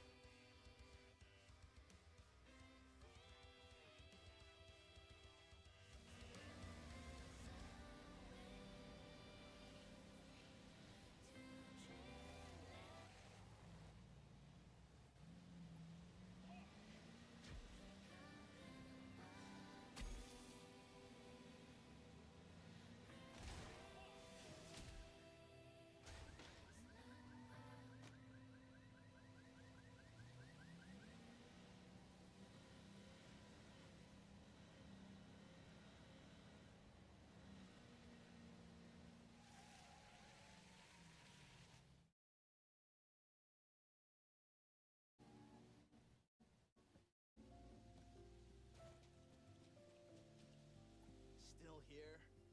Something else? You still need to pay the delivery fee. Huh? What delivery fee? You're on Garuda territory. We should be charging you protection money. Live on your own. Or do you need our help on your way out?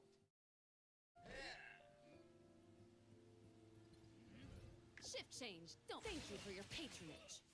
Please, trust me.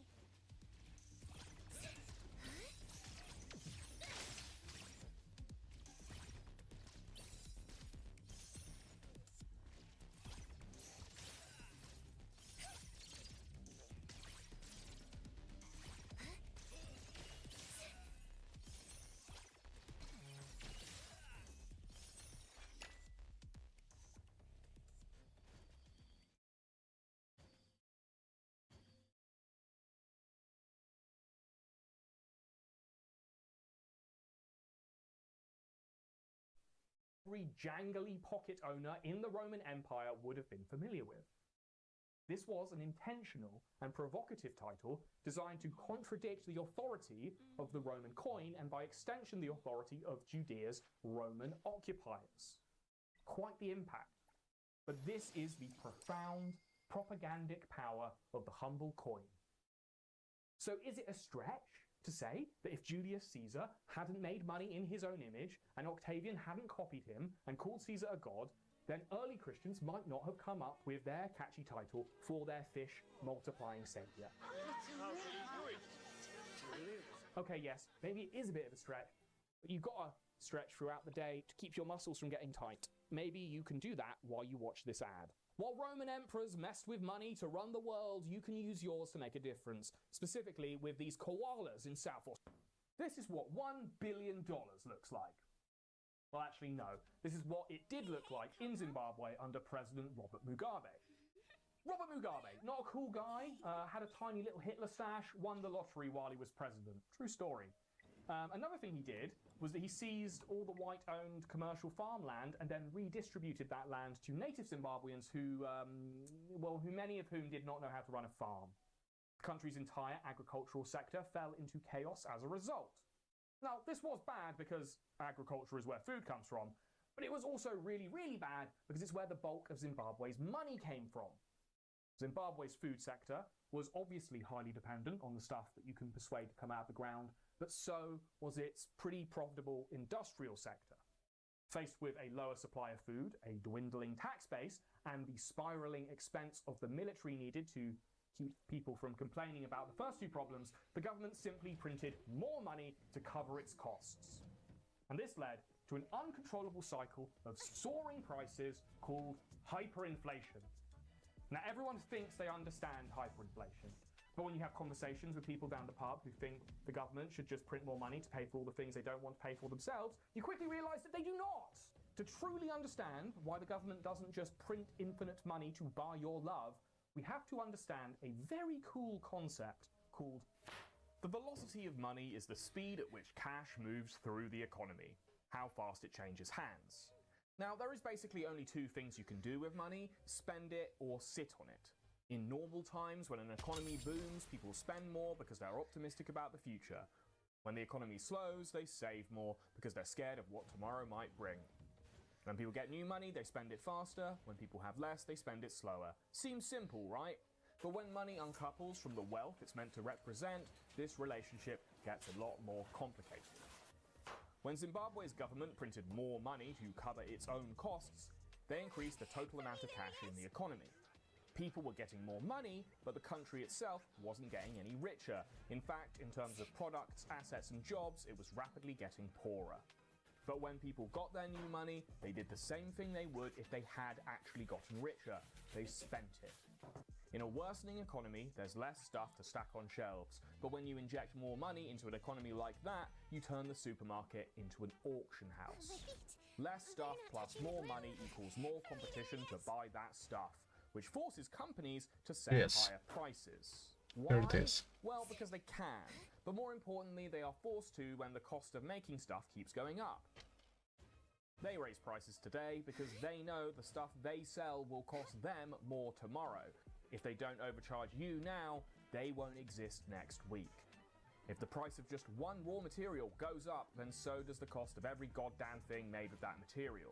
If the price of wood goes up, then get ready to pay more for a new home and for the crappy flat pack furniture you'll have to fill it with. But the price also goes up on things like paracetamol, pre-shredded cheese and toothpaste. Why? Because all these products that you put in your gob in some way contain wood. Now where was I? Oh yeah! When people buy stuff in a country where less stuff is getting made, companies raise prices. But this is a cyclical process within a cyclical process. Customers naturally notice prices going up too. When something costs double what it did last week, they will naturally try to buy that thing in the week before. From here, the velocity of money blows past the speed limit. People are spending faster not just because they have more money, but because money is breaking down as a stable store of value. And then companies are forced to do something they actually really don't want to do. They raise salaries so that people will actually show up to do their jobs. With prices rising as they are, people need to be paid more. But the wages rise slower. In an inflationary spiral, prices take the bullet train and wages walk.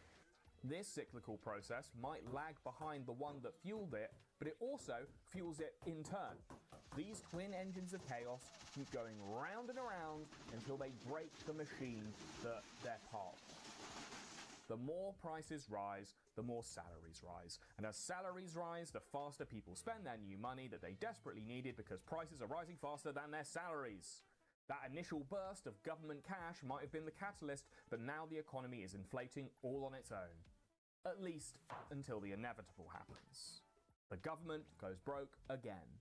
They are not immune to the process that the companies and customers are. The government, after all, is just the economy's biggest company that can legally kill you. When everything gets more expensive, the government are once again unable to foot the bill for the stuff they need to keep them in power. Stuff like guns, bullets, and salaries for the people who shoot you. So the government is forced to print more money. This time in higher denominations, ironically to save money on printing costs. But also because prices have risen so uncontrollably that these lower denominations are now basically worthless. The cycle starts over, but with such a compounding effect that everything that has already happened now happens even faster. People are spending money as soon as they get it because prices are rising weekly, daily, hourly. Money is now failing its most basic function. It cannot store your wealth. People in Zimbabwe had to be paid in the morning and then were given a raise in the afternoon just to keep up with these constantly rising prices. This is hyperinflation. 50 billion. What can you buy with it? Not matches, maybe. Box of matches. Coke. How much is a Coke? 300 billion. In 2008, the $1 billion bank was born. By January 2009, the $1 trillion note was in circulation. And then finally, the $100 trillion note was printed.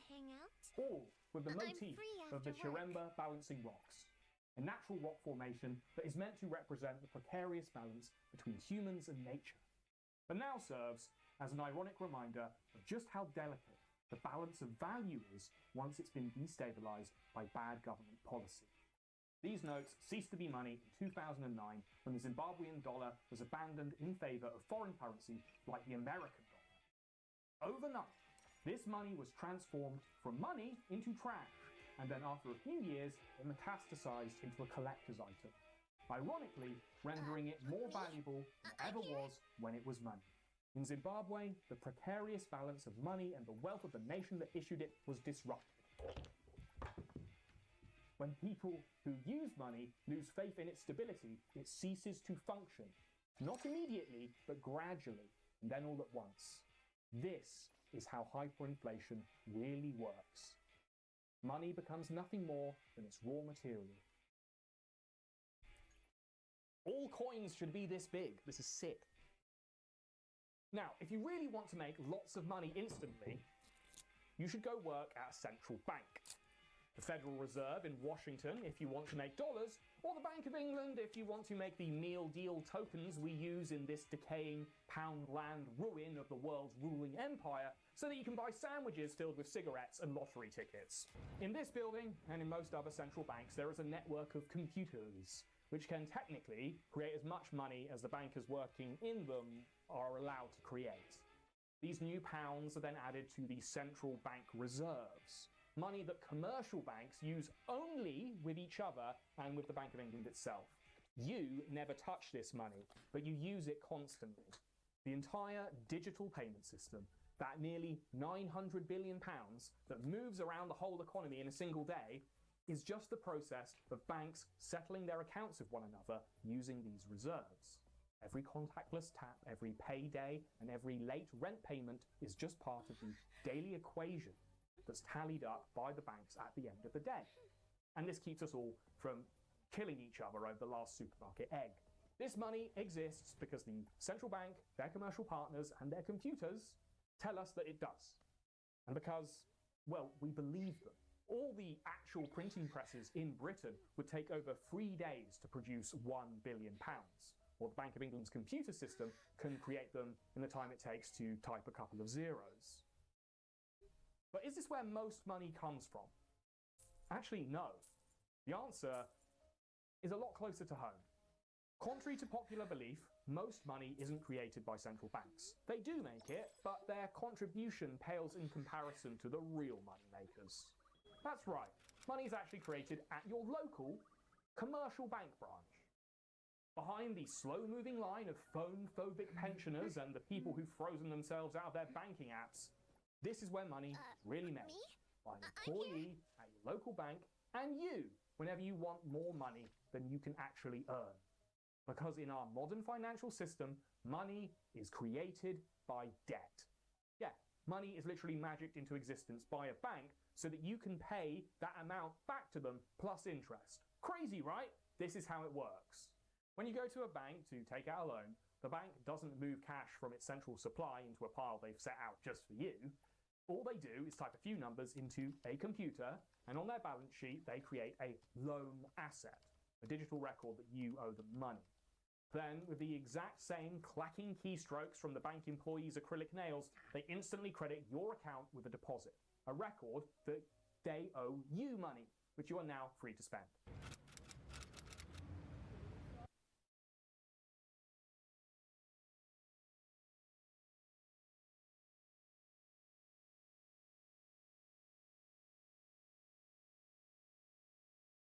Or onto Esper abilities. Do you want to hang out? I'm free after work.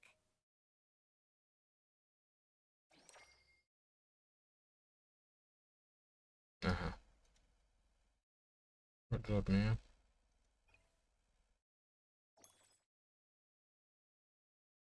Central banks exert control on this process with a simple but effective tool. Interest rates. I'm here. By raising interest rates, the central bank can make borrowing more expensive. Fewer people are able to afford loans, so commercial banks can't create as much money. By lowering interest rates, they encourage borrowing by making loans more affordable and therefore accessible. So in a world where money is made mostly by promises, the central bank keeps the economy in balance with interest rates.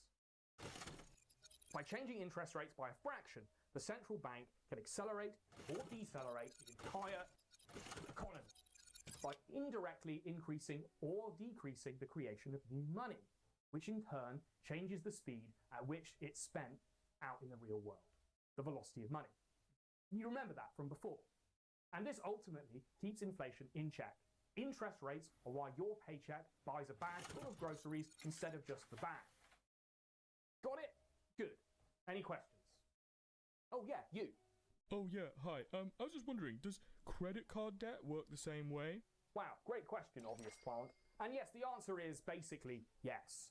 The only major difference is that when credit card debt creates money, the money is created directly into the account of the seller you're buying from, not into your account. So you don't technically get the money, you just get the debt and the stuff you bought. Any more questions? Yeah, you, again. Yeah, if money is constantly being created this way, how is the money supply not just constantly growing? Another great question. That is better answered because you asked that first one about credit cards. Money is created by loans, but it is also destroyed by those loans being paid off. That's what makes credit card debt such an efficient system of money creation. It's like an accordion, expanding and contracting. Money is created, and the same amount is then destroyed the next month when you pay it off. Can you believe it? I've only had 11 lessons. And that is how our perfect financial system works. It's a precarious, constantly adapting system that... Wait,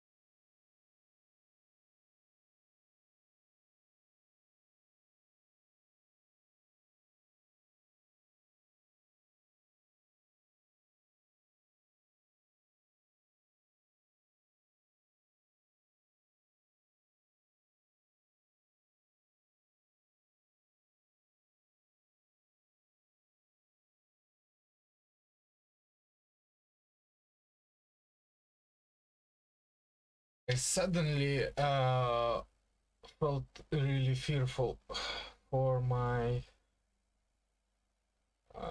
credit card, because I thought for a moment that I didn't have the money.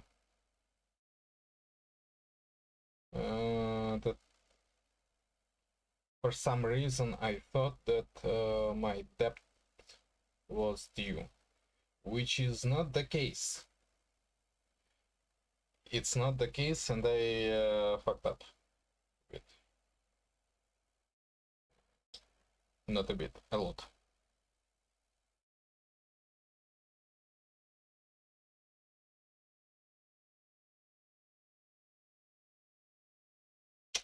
Well, it is what it is.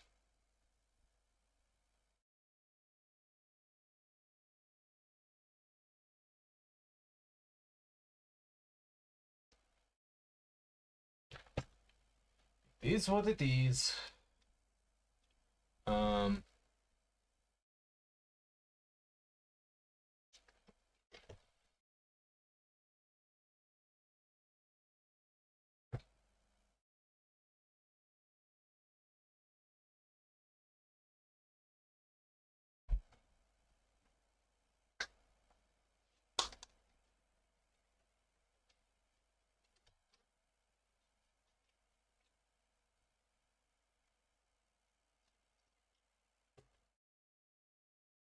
My bank changing where I can see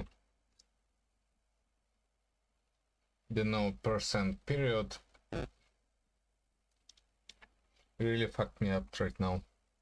But what happens if people don't pay their debt? Well, okay, yeah, that is complicated, but... Now that I think about it, isn't it a bit reckless that our entire financial ecosystem is sustained on the assumption of infinite economic growth?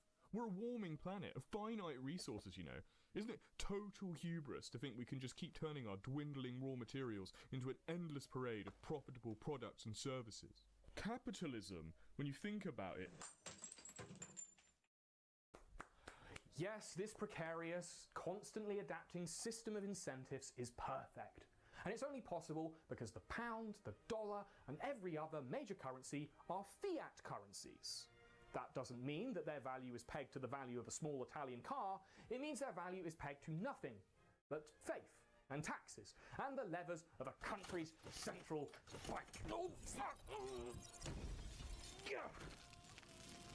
But it wasn't always this way.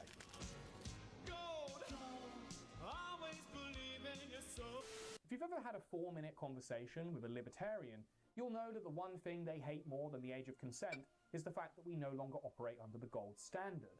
What's the gold standard, you ask? It's when the value of a currency is legally locked to a specific weight of gold. The 19th century was the golden age for the pound. It was the world's reserve currency, and its value was tethered to the amount of real, actual gold held in the Bank of England's vaults. The bank was meant to keep a fixed baseline of cash circulating in the economy, which was backed not by gold but by government debt. But any additional money beyond this debt-backed fixed allowance had to be backed one-for-one by real gold reserves. This was the gold standard. This limit was set to prevent inflation and keep the world's most powerful industrial economy steady.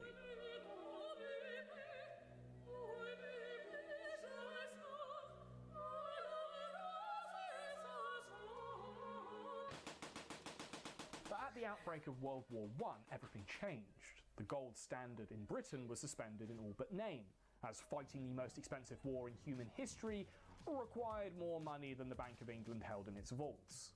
And they weren't alone. Within days of war breaking out, Paris and Berlin passed their own panic laws that legally severed the franc and the mark from their gold anchors. This was basically year zero for modern macroeconomics. It was when the power of money was first unshackled from its physical constraints.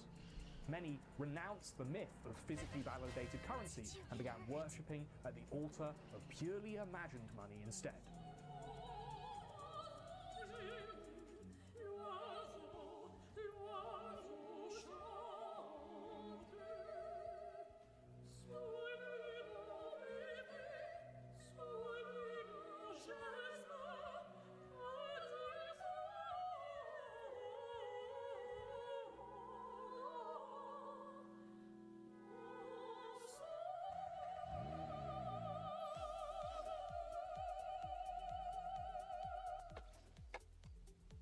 But there were some who resisted.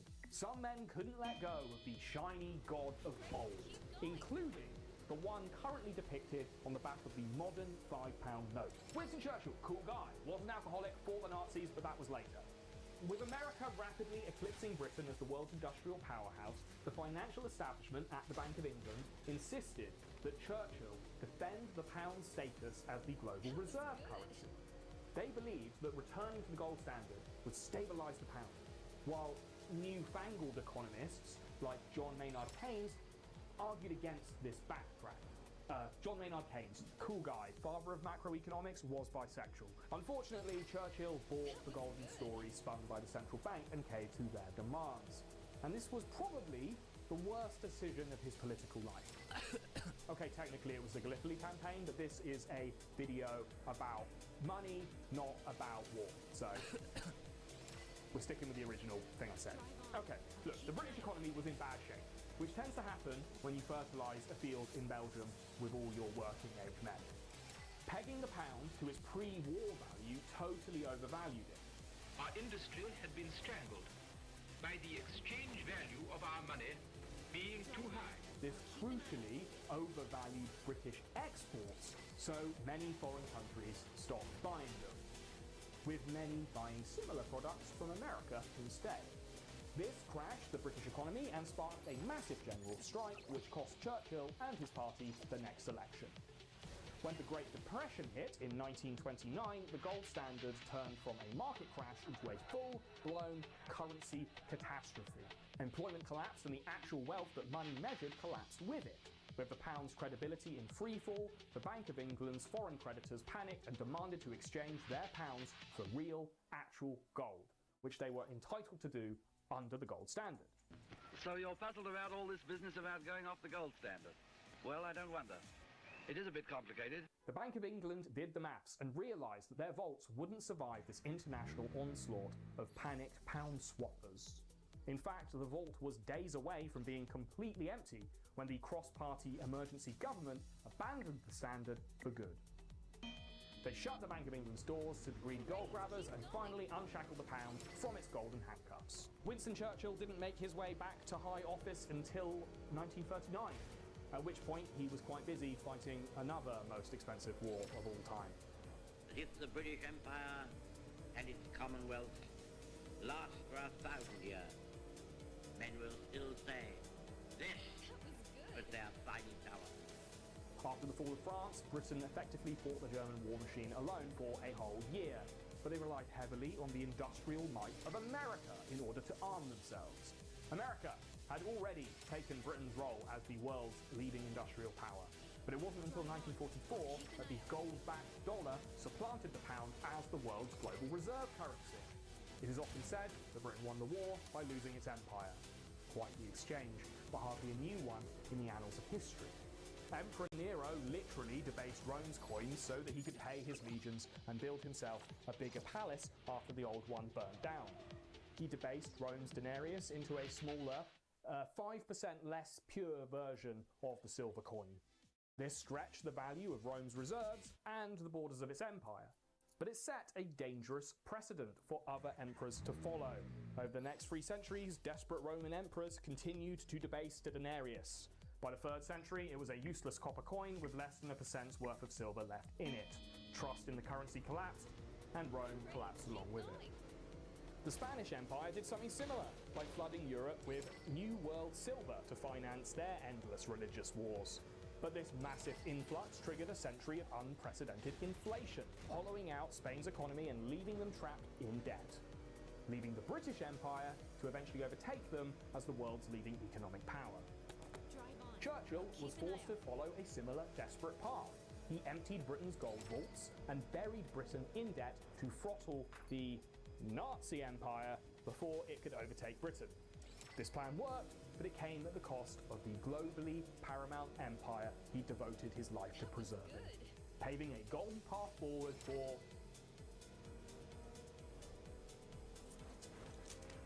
the American dollar, and Britain's real successor as the big dog world power. The dollar didn't detach from the gold standard completely until 1971, thanks to this guy.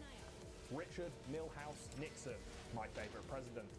He isn't on the dollar for a lot of good reasons, but maybe he should be because he is the president most responsible for its modern form.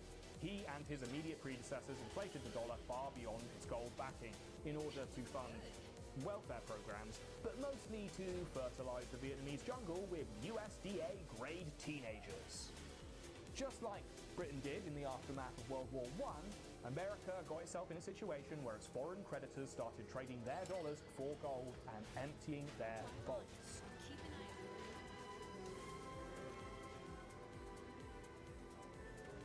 We must stop the rise in the cost of living. We must protect the dollar from the attacks of international money speculators. This was one humiliation that Richard Nixon could not bear, so he suspended the gold standard once and for all. And because the dollar was the global reserve currency, this meant that every other currency that was pegged to the dollar also uncoupled from gold when the dollar dumped it. The dollar has been the world's reserve currency for over 80 years, and you might think this is because the dollar is the most valuable, because a single dollar can buy a mountain of dirty, inferior currencies, right? No. If money was a value hierarchy, then the Kuwaiti dinar, which is worth over $3, would rule the world. But it doesn't. The dollar doesn't beat other currencies with maths, it beats them with mass. America has the biggest economy and the biggest military. The dollar isn't king because it's valuable, it's king because America says so and the rest of the world agrees. So the immense power that the dollar derives from America's big shot status doesn't always work in its favor. Having a strong currency makes your exports too expensive for the rest of the world to afford. By pricing American-made goods out of the global market, the mighty dollar hollowed out the industrial base that the nation's wealth was first built upon. Just like the pound before it. Britain became the world's superpower by becoming its factory. Then, clinging to its old power, it pinned its currency to an overvalued standard and priced its own factories out of the global market. America took Britain's place by copying its factory-funded firework trajectory, and then blew up the same way. The golden crown weighs you down.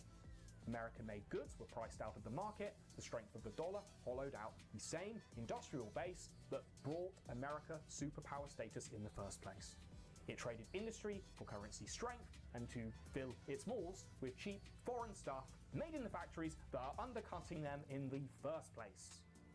And there's something that kind of feels undeniable about this, like it should happen.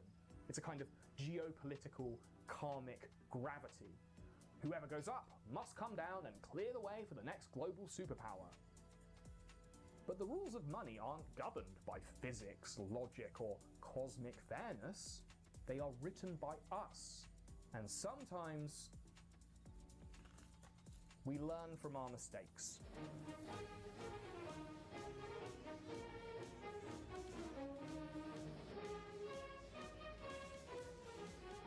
When China's currency started creeping up in value in the 1990s,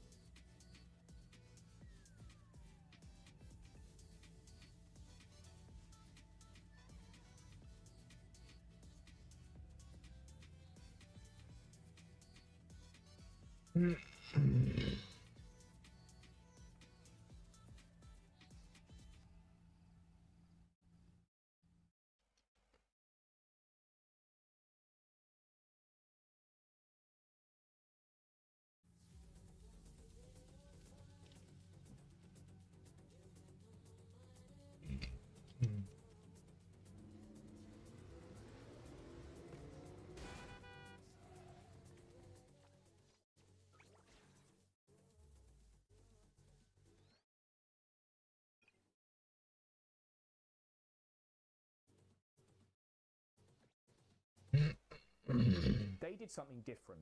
they slashed the official value of their own currency by a third overnight. This kept the Chinese yuan cheap on global markets, which in turn kept Chinese labor and products affordable worldwide. In the 21st century, they've done this twice, in 2015 and 2019, both tactical decisions made to protect the supremacy of their factories. By refusing to let the yuan naturally strengthen alongside its economic growth, China protected its factory ecosystem from the same trap that Britain and America fell into. Critics of this technique call it artificial currency manipulation, which is hilarious, because all of this is artificial. The money, the markets, the value of any one thing is constructed by consensus. Washington complains that Beijing isn't playing fair, but in a world run on completely imaginary money, the rules can always be rewritten. But this does come at a cost. It weakens the purchasing power of its own citizens. Imports are incredibly expensive in China. The state gets rich while the average worker's savings are diluted to keep the assembly lines running. China can only really do this because they're not a democracy. If a democratically elected government tried to slash its citizens' buying power by 30% overnight, they'd be thrown out faster than month-old milk. Bitcoin, digital bank transfers, app-enabled payments. These are the financial innovations of our time, and they might make you assume that money is set to collapse further into digital abstraction. But money is still just about telling a convincing story, and the physical stability of an actually existing asset is still a powerful one. The peak of the dollar's dominance was 25 years ago, where it had a near monopoly on global foreign exchange reserves. It has been in decline ever since, taking a particular dive in 2022 as other countries diversified their foreign reserves to escape America's control over their money. What are they buying instead? Well, other currencies, like the euro and the yuan. But more recently, they are diving back into gold. The future of money won't be a dogfight between currencies. It will be a battle between the physical and the digital. Digital money is really still in its infancy, and the limits of its fragility have yet to be truly tested. Its staying power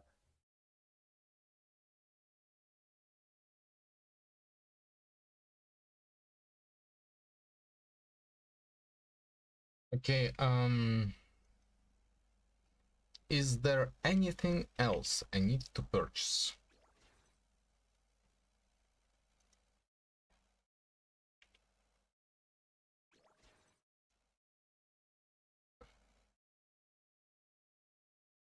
House collection, level 9.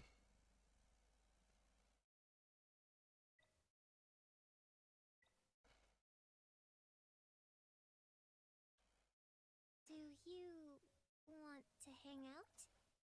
I'm free after work.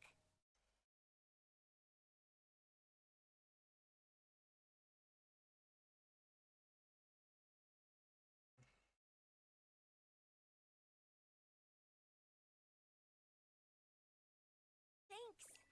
I'll make sure Kirmar doesn't eat it, at least before I sleep.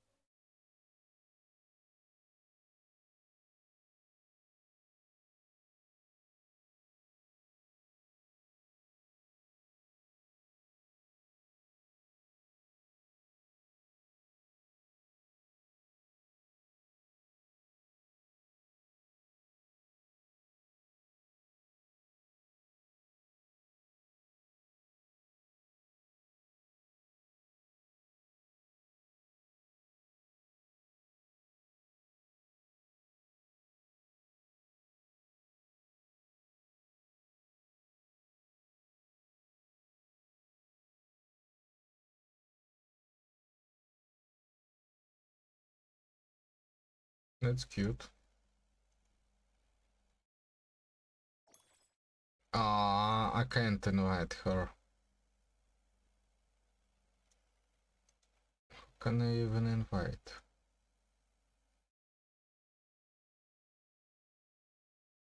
Can't invite you.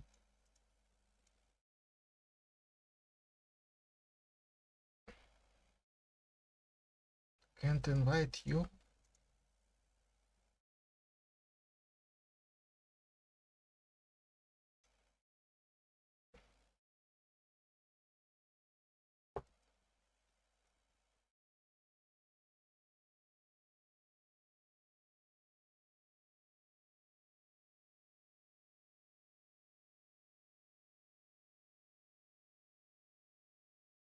Wait, what?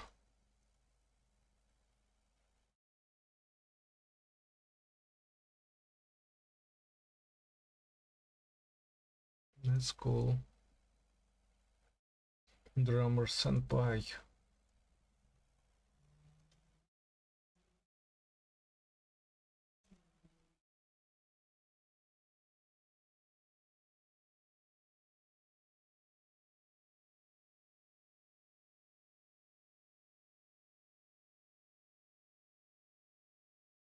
You can't invite Hathor!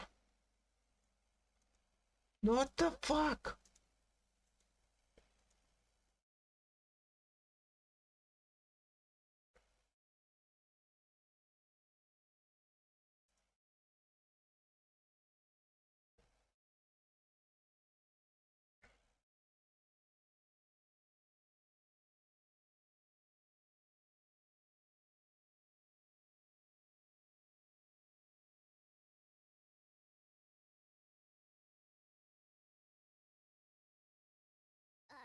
Me?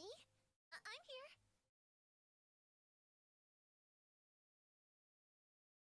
I'm ready.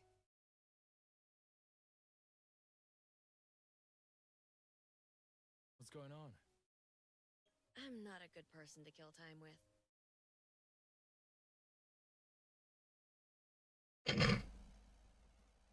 Recipient confirmed.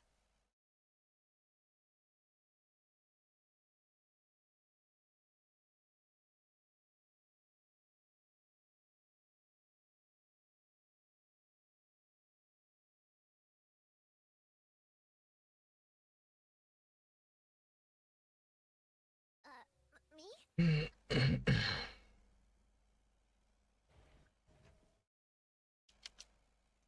Depends on where we see the most value being created. Is it going to be contained in the hardware world of commodities and minerals, the value that we make in factories and refineries? Or does the future of money belong to software, written on circuit boards and silicon? Is more value going to be made in boardroom brainstorms or by artificial minds contained inside GPUs? China's challenge to the dollar might not come from the yuan, but from their golden corridor, a network of high-tech gold-backed vaults in key countries. This way, nations can settle their balances in physical gold, avoid sanctions, and bypass the dollar entirely. The price of gold reached record highs in 2026 as other countries, including America, are following China's lead and stocking up on the shiny stuff. This is good news for developing countries who still hold much of their wealth in the physical world, either in their vaults or in the ground, still waiting to be unearthed. But investment in the physical won't immunize your economy from the absurdities of the market. In February 2025, American commercial banks demanded that 8,000 of their gold bars should be removed from the Bank of England's vault and relocated them to New York. All because this global gold-buying frenzy had driven the price of gold future contracts in America higher than they were in Britain.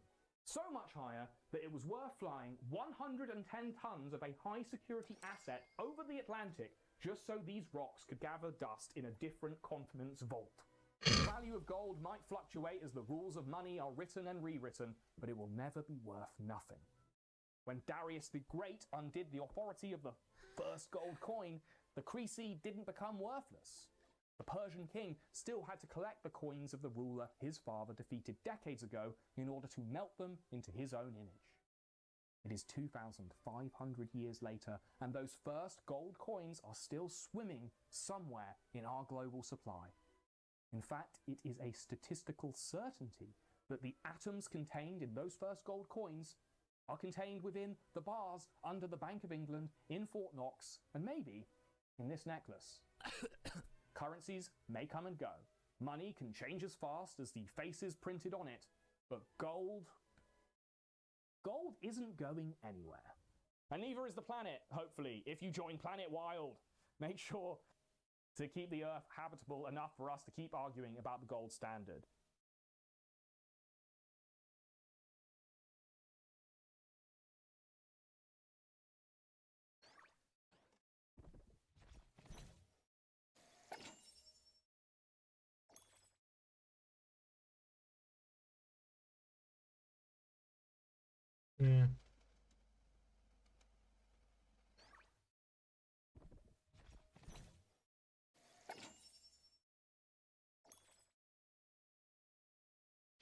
Okay.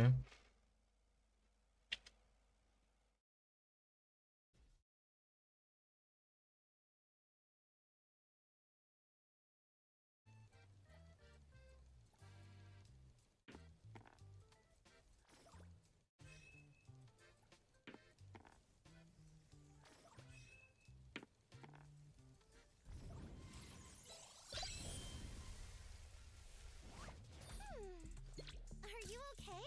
Since this is our first meeting, why don't we take a photo together?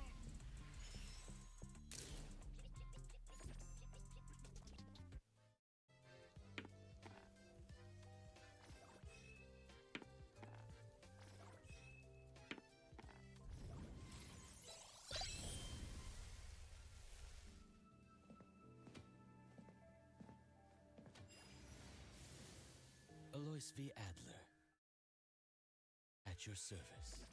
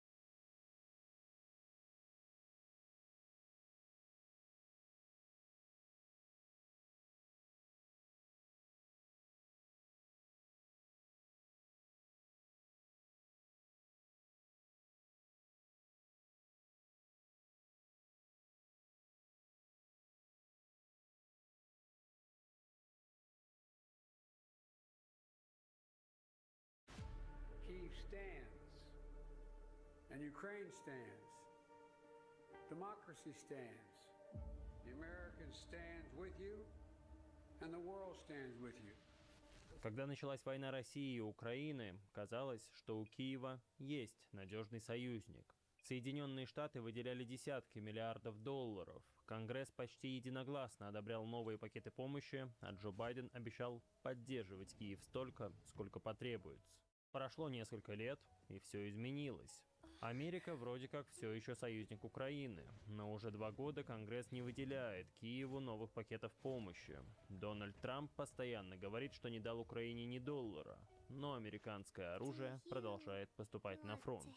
Так что же на самом деле происходит с американской помощью? Почему Вашингтон перестал принимать новые бюджеты для военных поставок? Как США перешли от полной поддержки Украины к безразличию по отношению к конфликту? Может ли это вскоре поменяться? Может ли Украина справиться без американских поставок? Давайте разбираться. Сразу после начала российско-украинской войны Штаты однозначно поддержали Киев и осудили действия Москвы. Поддержка Украины стала одним из немногих вопросов, который смог объединить демократов и республиканцев.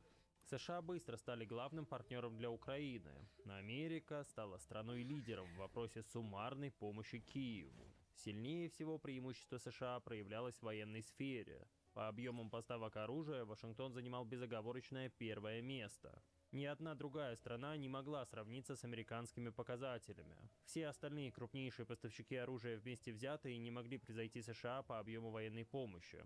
Суммарная стоимость поддержки, которую Вашингтон оказывал Киеву, была примерно равной вложениям всех европейских стран вместе взятых. В первые дни конфликта администрация Байдена начала выделять Киеву дополнительную военную помощь: бронежилеты, противотанковые установки и прочее вооружение. Поставки оказывались напрямую со складов американской армии. Конгресс тоже быстро подключился к работе. Законодатели стали предоставлять Белому дому специальные фонды для помощи Киеву. Администрация Байдена использовала эти фонды для того, чтобы оказать Киеву поддержку. Пентагон регулярно, каждые несколько недель анонсировал новые пакеты помощи. На эти деньги администрация совершала военные поставки, тренировала персонал, заключала контракты с производителями боеприпасов и так далее.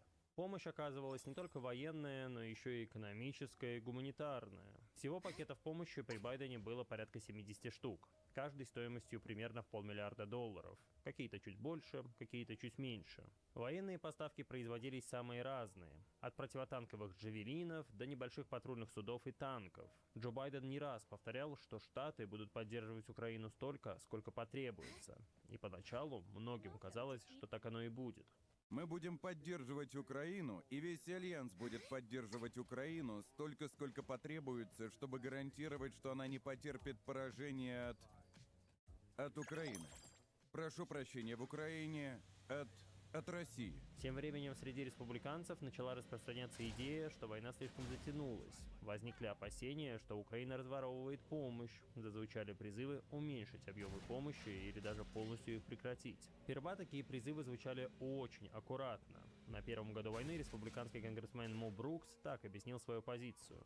Я всячески поддерживаю помощь Украине, но выделять им такую огромную сумму денег, когда у нас дома столько проблем, требующих внимания со стороны нашего правительства, это невероятно расстраивает. На первых порах это не было большой проблемой. На момент начала войны демократы практически полностью контролировали Вашингтон. У них было и президентское кресло, и большинство в обеих палатах Конгресса. Формально у республиканцев в Сенате даже больше мест, 50 против 48 у демократов. Но были еще два независимых сенатора. Они не состояли ни в одной партии, но обычно сотрудничали с демократами. Поэтому в итоге силы в Сенате были равны, 50 на 50. При таком раскладе решающий голос оставался за вице-президентом. Эту должность занимала Камала Харрис. Поэтому принято говорить, что демократы контролировали Сенат. Поддержка Украины среди демократов была и остается очень высокой. За много лет войны практически никто из них не голосовал против дополнительных поставок для Киева. Да и большинство республиканцев были солидарны в том, что Украину необходимо поддерживать и далее.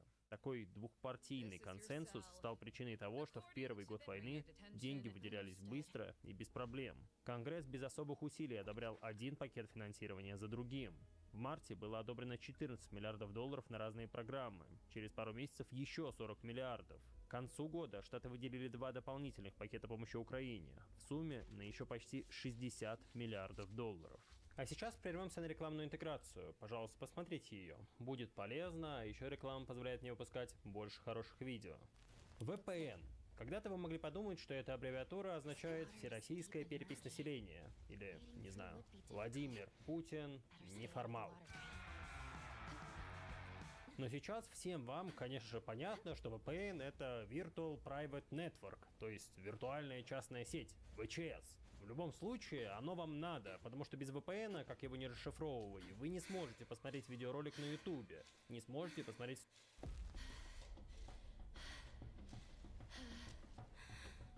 Но зато уже в следующем году ситуация радикально поменялась. За весь 2023 год американский конгресс не принял ни одного нового бюджета для украинской помощи. Как так получилось? Дело в том, что на парламентских выборах республиканская партия одержала важную победу. Демократы потеряли контроль над Нижней палатой Конгресса. У республиканцев появилась возможность блокировать продвижение законопроектов. К тому же за год войны в рядах республиканской партии заметно увеличилось число противников военных поставок. Опросы показывают, что в самом начале конфликта 49% республиканцев говорили, что поставки Украине нужно увеличивать. Меньше 10% республиканцев говорили, что их наоборот нужно уменьшить. Спустя год ситуация стала почти полностью противоположной. Больше половины сторонников республиканской партии начали выступать за уменьшение помощи Киеву. В то же время только чуть больше 10% выступали за увеличение помощи. На рост скептических настроений повлияло несколько факторов. В 2022 в США, как и во всем мире, резко подскочила инфляция. На пике она достигала почти 9%. Одной из главных причин инфляции стали последствия пандемии и снятия ковидных ограничений. После открытия экономик спрос на все товары резко вырос, а предложение за спросом не успевало. Бизнесу нужно было время, чтобы вернуться к доковидным уровням производства. К тому же, начало конфликта на Украине и санкции вызвали резкий скачок цен на нефть, газ, зерно и удобрения по всему миру. Так или иначе, нестабильная экономическая обстановка заставила многих американцев пересмотреть свои взгляды на многомиллиардные траты на помощь Украине. Лидер республиканцев в Палате представителей высказывал такие опасения. Я думаю, что если страна окажется в рецессии, американцы не захотят давать Украине неограниченные деньги. Просто не захотят. Это не безлимитный карт-бланш. Не нужно сбрасывать со счетов позицию Дональда Трампа. Да, в 2020 году республиканец проиграл на выборах. У многих возникло ощущение, что эпоха трампизма в республиканской партии осталась в прошлом. Под конец своего первого срока, и в особенности после штурма Капитолия, Дональд Трамп растерял почти всех ключевых союзников в Вашингтоне. Но в течение нескольких лет он вернул себе одобрение публики. И тут нужно послушать, что в самом начале войны Трамп говорил о помощи Киеву. Демократы отправляют Украине еще 40 миллиардов долларов, а американские родители с трудом сводят концы с концами, чтобы прокормить своих детей. Такую риторику подхватили союзники Дональда Трампа в Конгрессе. Вообще, очагом распространения антиукраинских взглядов внутри республиканской партии поначалу стало именно ядро сторонников Дональда Трампа. И это не очень удивительно. Трамп изначально строил свой имидж на том, что он не будет втягивать Америку в бесконечные войны. Он не будет потакать кровожадному истеблишменту. В своей предвыборной кампании Трамп часто использовал слоган изоляционистов «Америка превыше всего». Одна из самых ярых сторонниц Трампа в то время, представительница Марджори Тейлор Грин, объясняла, почему голосует против помощи Украине. Я проголосовала против отправки 40 миллиардов долларов американских налогоплательщиков Украине. В этом законопроекте есть вещи, которых мы не должны делать. Пока американцы сталкиваются с нехваткой детских смесей, кризисом на границе, бешеной инфляцией и ростом цен на топливо, им уже надоели политики, которые ставят Америку на последнее место. Имя этой одиозной представительницы нередко оказывалось в заголовках новостей. Она заявляла, что не верит в то, что 11 сентября самолеты врезались в башни-близнецы. Говорила, что скулшутинги намеренно устраивают демократы, чтобы убедить общество в необходимости запрета огнестрельного оружия. И верила в то, что лесные пожары в Калифорнии устраивают Ротшильды. И делают они это благодаря лазерам из космоса. С началом войны Марджори Тейлор Грин стала одной из самых громких противниц украинской помощи. У нее даже возникло прозвище «Московская Марджори». Однажды она посетила консервативную конференцию вместе с популярным стримером Николасом Фуэнтесом, еще одним большим сторонником Дональда Трампа в то время. Когда тот выступал с речью, толпа начала скандировать фамилию российского президента. Знаете, об Америке говорят «наша сила в разнообразии». А я смотрю на Китай, смотрю на Россию. Давайте поаплодируем России. Да. Путин, Путин, Путин. Замечательно, замечательно. Этот самый Ник Фуэнтес в начале войны в свойственной ему полушуточной манере заявил, что поддерживает русского царя Путина. Мы и дальше поддерживаем царя Путина в его военных усилиях. Ну что ж, давайте помнить о наших храбрых солдатах под бело-сине-красным флагом, держать их в своих молитвах и мыслях, пока они продолжают освобождать Украину от великого сатаны и главной империи зла в мире – Соединенных Штатов. Еще одним ранним критиком украинской помощи стал популярнейший журналист Такер Карлсон. В начале войны он обратился к республиканским сенаторам, которые выступают за снабжение Киева. Самое важное, что сейчас происходит в мире, это состояние вашей страны, то, что вы должны управлять. Людей, которых вы должны представлять, о чьих жизнях заботиться, которые уже не могут позволить себе еду и бензин, которые умирают от фентанила. 107 тысяч! За год умерли молодые люди, американцы. Но все это ничто по сравнению с Украиной. Украина — это самое важное. Если вы так считаете, то вам не место в Сенате США от республиканской партии. Но тем не менее, они так и думают. Что интересно, сейчас и Такер Карлсон, и Ник Фуэнтес, и Марджори Тейлор Грин отвернулись от Дональда Трампа. В первую очередь из-за войны в Иране. Пока антиукраинские взгляды распространялись среди части республиканцев, поддержка Киева начала постепенно восприниматься как демократическая позиция. Не нужно забывать, насколько американское общество поляризовано. Человек, который считает себя правильным республиканцем, с меньшей вероятностью будет поддерживать то, за что выступают демократы. Конечно, это не значит, что республиканских сторонников Украины не существует, но стремление не быть как оппонент все равно играет свою роль. Американские консерваторы нередко называли и называют российско-украинскую войну войной Байдена. Мол, она началась при Байдене, спонсирует ее тоже Байден, нам она не нужна. Вы наверняка слышали это высказывание, потому что так часто выражается и Дональд Трамп. Война между Россией и Украиной — это война Байдена, а не моя. Это война сонного Джо Байдена, а не моя. Я здесь только для того, чтобы остановить ее, а не для того, чтобы ее продолжать. Война стала затягиваться. На смену быстрым маневрам пришла изнуряющая позиционная война на истощение. Даже те республиканцы, которые в начале войны уверенно поддерживали поставки Украине, перестали выступать за снабжение Киева до победного конца, потому что никакого конца в обозримом будущем не было видно. Один из республиканских ястребов, Майк Уолтс, раньше даже критиковал Байдена за то, что тот дает Украине слишком мало оружия. Он призывал Байдена начинать поставки еще до полномасштабного вторжения. Но в 2023 году Майк Уолтс начал высказываться так. Украинцы воюют и гибнут. Они просят у нас лишь оружие и боеприпасы. И я действительно думаю, что Путин собирался не остановиться на Украине, а затем ударить по стране НАТО. Но мы его остановили. В чрезвычайной ситуации нам удалось сдержать Путина. Теперь нам нужен серьезный разговор о том, что отвечает интересам Америки в будущем. И какова стратегия достижения этих целей. И Байден просто говорит: поверьте мне, не задавайте острых вопросов, просто выдайте мне карт-бланш. Нет, мы больше так делать не будем. Ключевым событием стало украинское контрнаступление 2023 года. На Западе его ждали с большой надеждой. Многие считали, что оно станет переломным моментом войны. Если украинская армия прорвет российскую оборону, Кремль может согласиться на переговоры с позиции слабости. Но этого не произошло. Наступление не принесло ожидаемого результата. Оптимизм быстро сменился разочарованием. Все чаще стали говорить, что война может затянуться на годы. В конце лета Байден обратился к Конгрессу с просьбой рассмотреть выделение новых средств для помощи Украине. К этому моменту уже становилось понятно, что контрнаступление вряд ли увенчается успехом. Да и вообще надо сказать, что это было не совсем контрнаступление. Потому что контрнаступление — это когда у врага есть наступление, и вы в этот момент применяете свое наступление против наступления противника. Охватить его наступление, например, или что-нибудь такое. А то, что было в 23 году у Украины, это было обычным наступлением. Но в медиа писали именно о контрнаступлении, поэтому имеем, что имеем, я сам уже использую этот термин. Так вот, когда стало понятно, что контрнаступление вряд ли увенчается успехом, группа из 28 республиканских конгрессменов составила публичное письмо.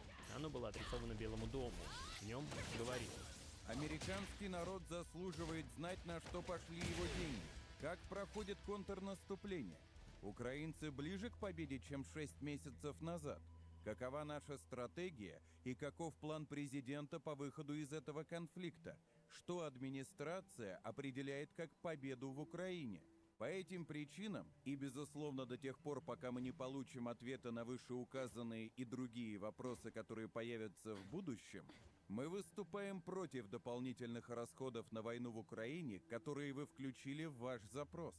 Составитель этого письма – нынешний вице-президент США Джей Ди Вэнс. На тот момент он являлся сенатором.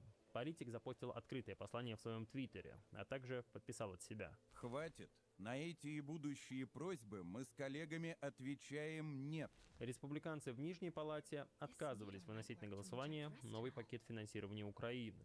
Старые фонды потихоньку заканчивались. К концу 23 года средств оставалось настолько мало, что Белый дом почти полностью прекратил новые поставки. А в январе-феврале 24 года США буквально не предоставили Украине никаких новых пакетов помощи.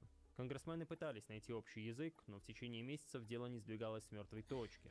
После череды неудачных переговоров было решено пойти на компромисс. В одном законопроекте совместили и украинскую помощь, которую хотели видеть демократы, и реформу южной границы. На этом настаивали республиканцы. Американские консерваторы уже долгое время выступали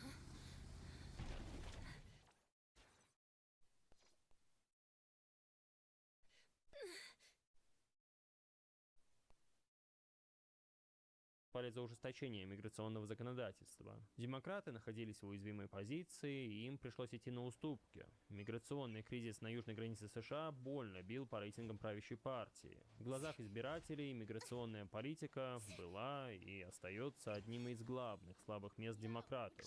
Реформу границы готовил консервативный республиканский сенатор Лангфорд. Когда текст законопроекта уже был согласован, глава республиканской фракции в Сенате похвалил работу коллег и назвал ее невероятной. Другие высокопоставленные сенаторы называли законопроект уникальной возможностью и историческим моментом. Ну а сам составитель реформы описывал ее как самый консервативный биль о границе за последние 4 десятилетия. Но уже через 2 суток республиканцы поменяли свое мнение. Причиной стало выступление Дональда Трампа против законопроекта. Он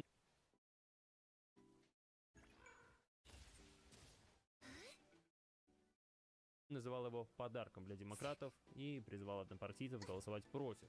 После этого поддержка реформы среди республиканцев быстро испарилась. По просьбе Трампа они проголосовали против, в том числе даже сам автор законопроекта, сенатор Лангфорд. В итоге биль не смог набрать необходимых голосов в Сенате и был отклонен. Вместе с ним, соответственно, и провалился пакет помощи Украине, который был привязан к реформе границы. После этой неудачи прошло еще несколько месяцев, прежде чем законодатели наконец смогли достичь консенсуса. Весной 2024 года Конгресс одобрил использование новых фондов для Украины. Одобрили 61 миллиард долларов помощи. Но уже тогда становилось понятно, что двухпартийный консенсус по Украине исчез. Этот биль пока что является последним крупным пакетом помощи Киеву. Да, один раз после этого Конгресс выделил дополнительные фонды для Украины, но сумма там была скорее символическая, размером меньше 0,5% от всей американской помощи. Поэтому на практике о законопроекте 2024 года зачастую говорят как о последнем. Его согласование далось конгрессменам с огромным трудом. Споры о законопроекте не утихали долгие месяцы. Все это время Белый дом отчаянно пытался убедить конгрессменов отложить разногласия в сторону. Финальные результаты голосования тоже указывали на снижение уровней поддержки. Впервые с начала войны больше половины республиканцев выступило против выделения новых средств.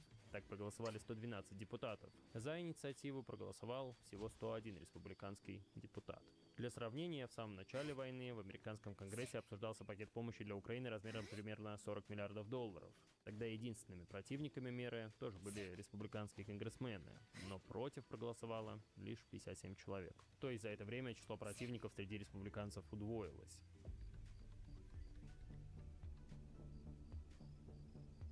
В 2024 году в Америке прошли выборы. Республиканцы не просто заняли президентское кресло, но и получили большинство в обеих палатах Конгресса. Так, за 2 года баланс сил в Вашингтоне радикально изменился. В начале войны балом правили демократы. Сейчас от того демократического большинства не осталось и следа. Приход к власти Дональда Трампа поменял политику штатов по отношению к Украине. Новый президент за 1,5 года пребывания в должности ни разу не просил Конгресс о новых фондах. Ни одного крупного пакета финансирования за это время принято не было. Члены администрации республиканца тоже не выступают за ускоренное вооружение ВСУ. Прежде Марко Рубио считался большим ястребом в республиканской партии, поэтому сторонники Украины в США с надеждой восприняли его номинацию на должность главы Госдепартамента. Но эти надежды не оправдались. Сейчас Марко Рубио выступает с позиции, которая близка к позиции президента. Он говорит о том, что война зашла в тупик, и финансировать ее нет особого смысла. Я считаю, что украинцы проявили невероятную храбрость и стойкость, противостоя России, но в конечном счете мы сейчас финансируем войну, которая зашла в тупик, и ее необходимо завершить, потому что она отбросит страну на 100 лет назад. Но поставки окончательно не прекратились. США до сих пор постепенно передают Киеву некоторые вооружения. вооружения. Это не новая военная помощь. Речь идет о тех вещах, которые были согласованы с Конгрессом еще в 2024 году. Перед своим уходом Байден использовал все имеющиеся у него бюджеты. Именно тогда были анонсированы рекордно большие пакеты помощи. Существовало опасение, что иначе Трамп откажется использовать средства, которые выделил Конгресс. И вот именно эти поставки до сих пор доходят до Украины. Дело в том, что иногда исполнение этих обязательств занимает долгие месяцы или даже годы. Надо сказать, что Америка передавала Украине помощь двумя главными путями. Первый путь через программу PDA, то есть президентские полномочия по передаче запасов. С помощью нее президент может быстро передать Киеву вооружение, которое уже имеется в распоряжении американской армии. В таком случае поставки могут быть совершены за считанные недели. Через эту программу шла примерно половина всей помощи, и почти вся она уже, разумеется, была давно поставлена. Второй путь – это через программу USA – инициатива по содействию безопасности Украины. В рамках этой программы Белый дом заключает контракты с производителями вооружений, чтобы они создавали новые образцы техники или снаряжения. Киев получает более гибкую возможность выбирать, какое вооружение, в какой комплектации он хочет получить. Но, с другой стороны, это занимает больше времени. Потому что оружие не просто поставляется со складов, оно производится с нуля. Более того, основная часть поставок по программе USA еще только предстоит. Ожидается, что большинство из них будет выполнено только к 2028 году. По состоянию на конец 2025 года оружие примерно на 29 миллиардов долларов еще не было доставлено Украине. Поэтому поставки Украине продолжаются и при Трампе. Хотя после своего возвращения в Белый дом республиканец уже 2 раза пытался эти поставки остановить. Первый раз после знаменитой перепалки с Зеленским. У вас сейчас нет карт, но с нами у вас будут карты. Но уже через неделю предоставление помощи возобновилось. Украинские представители без шума встретились с американскими коллегами. Там они согласились поддержать план Трампа о 30-дневном перемирии, тот самый, против которого и выступал Зеленский в овальном кабинете. И в итоге американский президент отменил запрет на предоставление помощи Украине. Еще одна пауза произошла спустя несколько месяцев. Тогда администрация объяснила задержку тем, что США концентрируются на усилении своих тихоатлантических сил. Спустя месяц поставки возобновились. Тогда Трамп сказал, что по Украине очень сильно бьют, и украинцы имеют право защищаться. С тех пор в течение года остатки американской помощи идут в Киев без задержек. Но нового финансирования американское правительство не выделяет. Дональд Трамп еще давно публично выступил против помощи Киева. Он неоднократно критиковал Байдена за то, что тот потратил на Украину 350 миллиардов долларов. Знаете, когда у власти был Байден, он выделил Украине 350 миллиардов долларов. Вы говорите о бизнесе, так что вы знаете. 350 миллиардов долларов Украине. Откуда американский президент взял число в 350 миллиардов, не совсем ясно. По самым большим оценкам, США при Байдене выделили на войну в Украине в 2 раза меньше, около 188 миллиардов. Но даже это число, судя по всему, является преувеличением. Не все эти средства шли на закупку вооружения для самой Украины. Часть из них пошла, например, на развертывание дополнительных американских сил на восточной границе стран НАТО. Если же говорить именно о программах помощи Киеву, то речь идет о примерно 127 миллиардах долларов. И то, большая часть этих средств была потрачена внутри штатов на заключение контрактов с американскими производителями вооружений. Но Трамп раз за разом повторяет, что из-за глупого решения Байдена Штаты отдали Украине 350 миллиардов. Президент при этом любит акцентировать внимание на том, что в отличие от Байдена, сам он не дал Украине ничего. Я просто хочу, чтобы людей перестали убивать. Как вы знаете, Джо Байден дал им 350 миллиардов долларов. А я не дал им ничего. Трамп при этом постоянно подчеркивает, что Америка ничего не получила взамен. Оказывать помощь безвозмездно – это неправильно. Байден очень-очень по-глупому, по-тупому даже, выделил 300 миллиардов долларов, 350, если точнее, стране, чтобы она воевала и пыталась что-то делать. И знаете, что произошло? Мы ничего не получили. Он просто отдал эти деньги. Если бы мы захотели, мы могли бы полностью восстановить весь флот США за 350 миллиардов долларов. Но он просто взял и раздал деньги максимально быстро. Именно факт безвозмездности помощи является ключевой проблемой для президента и его союзников. Трамп годами выстраивает свой имидж бизнесмена, который умеет вести переговоры. Он не потерпит того, чтобы платить и не получать ничего взамен. Так делают только слабые лидеры. Еще в 80-е годы прошлого века молодой Дональд Трамп любил говорить, что союзники используют Америку. Нужно заставить их платить свою долю. критикуя внешнюю политику США, что бы вы сделали иначе? Я бы заставил наших союзников, забудьте о врагах, с ними сложно договориться. Я бы заставил наших союзников платить справедливую долю. Мы страна-должник. Что-то скоро произойдет, потому что нельзя продолжать терять 200 миллиардов, и при этом мы позволяем Японии приходить и выбрасывать все прямо на наши рынки. Это не свободная торговля? Таким же подходом руководствуется Дональд Трамп и в наши дни. В 2024 году он сказал, что помощь Киеву нужно предоставлять только в формате займа. С этого момента вы меня слышите, Сенат США? Ни одной стране нельзя давать деньги в форме иностранной помощи, если только это не займ, а не просто раздача. Еще Трамп регулярно говорит, что за военную помощь Украине должна платить Европа, а не Штаты. Например, однажды американский президент сказал, что Европа задолжала Америке 350 миллиардов долларов, те самые, которые якобы отправил Байден в Украину. Летом 2025 года администрация Трампа анонсировала, что начнет новые поставки оружия. Но есть несколько нюансов. Речь идет о том, что европейские союзники будут передавать Украине свои вооружения и технику, которые у них уже есть на складах. И вместо поставленного Киеву вооружения европейцы будут покупать новое оружие у США по упрощенной процедуре. Дональд Трамп явно гордится таким положением дел. Но сегодня мы заключили сделку. Мы будем поставлять им оружие, и платить за него будут они. Соединенные Штаты не заплатят ничего. Мы не будем его покупать, мы будем его производить, а платить будут они. Еще Белый дом сделал заявление о том, что будет продавать Киеву вооружение напрямую. В течение 2025 года несколько таких поставок уже было анонсировано. С одной стороны, это позитивная динамика для сторонников Украины. Прежде у них существовали опасения, что Трамп полностью прекратит все поставки Украине и тем более не будет производить новых. Но Белый дом помощь не отменил и даже по сути анонсировал новые пакеты военной помощи Украине. Просто на этот раз не за деньги американских налогоплательщиков, за деньги европейских. Но все же не стоит переоценивать вовлеченность новой администрации в помощь Киеву. Новые программы поставок по своим объемам несравнимы с теми, которые осуществляла администрация демократов. Оружие, которое закупает Украина самостоятельно, по стоимости едва достигает $1 миллиарда. Да и сами поставки начнутся лишь спустя 2 года. Программа, которую спонсирует Евросоюз, более обширна и будет осуществляться раньше. Но все равно мало меняет общую картину. На графике всех поставок эти новые вложения едва заметны.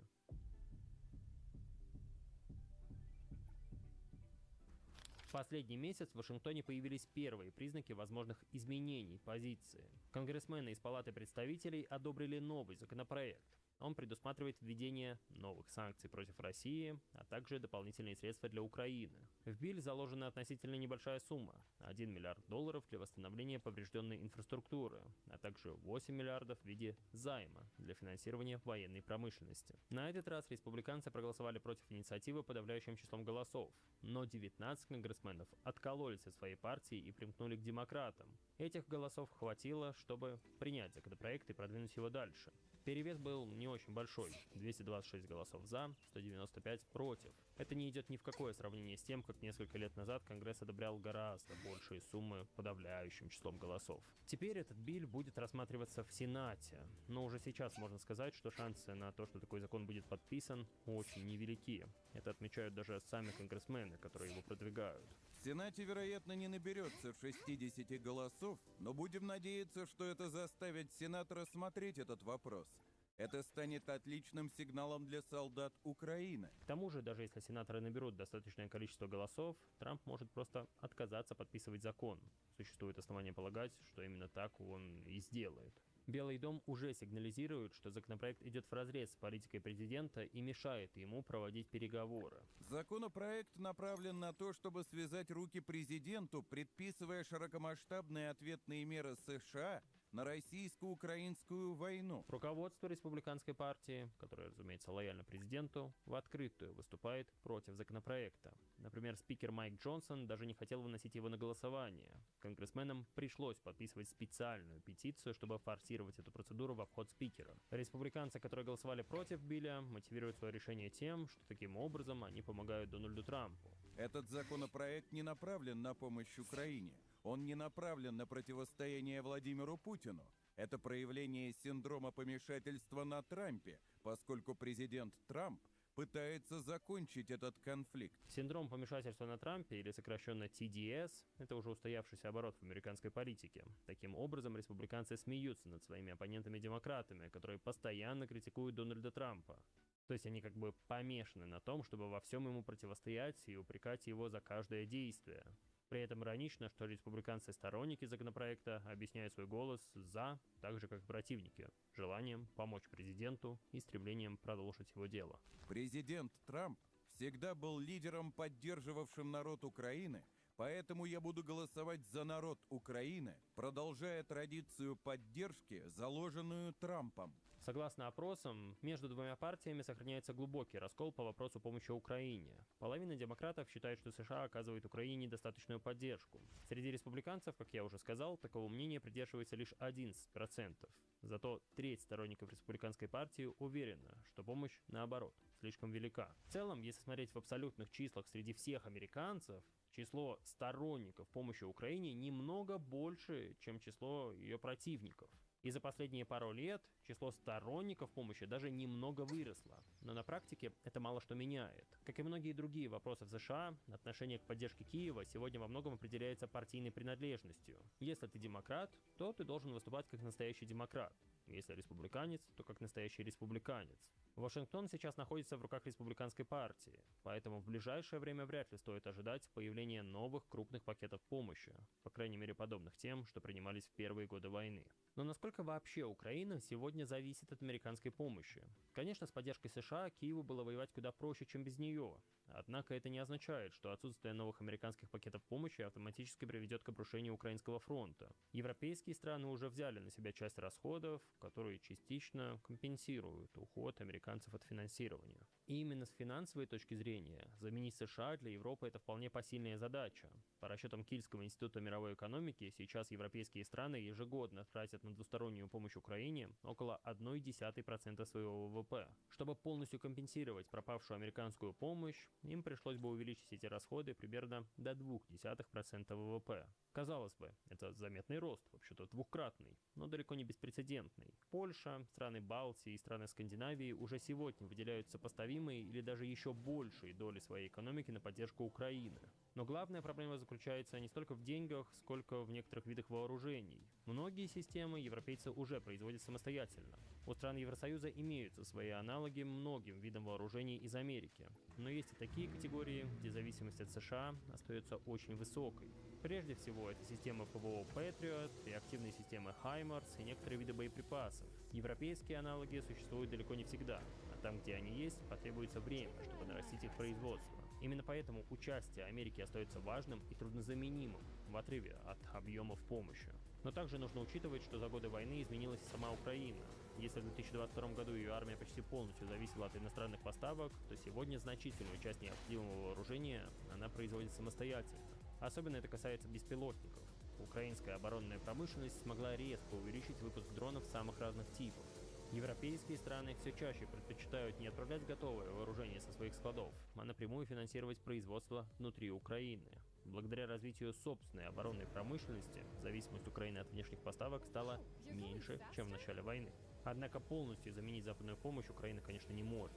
И, по всей видимости, в обозримом будущем Украине придется обходиться без новых американских бюджетов. Даже при самом позитивном сценарии, если демократы отвоюют для себя и Сенат, и Конгресс, и снова начнут голосовать за пакеты помощи, Трамп без труда сможет эти пакеты заблокировать. Как-то так. Спасибо, что досмотрели это видео до конца. Если вы хотите поддержать выход подобных работ, то можете подписаться на Patreon или Tribute. Там регулярно выходят эксклюзивные ролики для моих жертвователей. Также подписывайтесь на мой телеграм-канал, там я сам пишу все посты, комментирую новости, пишу об истории, а иногда просто дурачусь. Пишите комментарии к видео, я большинство комментариев читаю, на многие отвечаю. Ну и не забывайте подписываться на канал и ставить лайк, если ролик вам понравился. Это поможет распространить его среди других людей. Как-то так.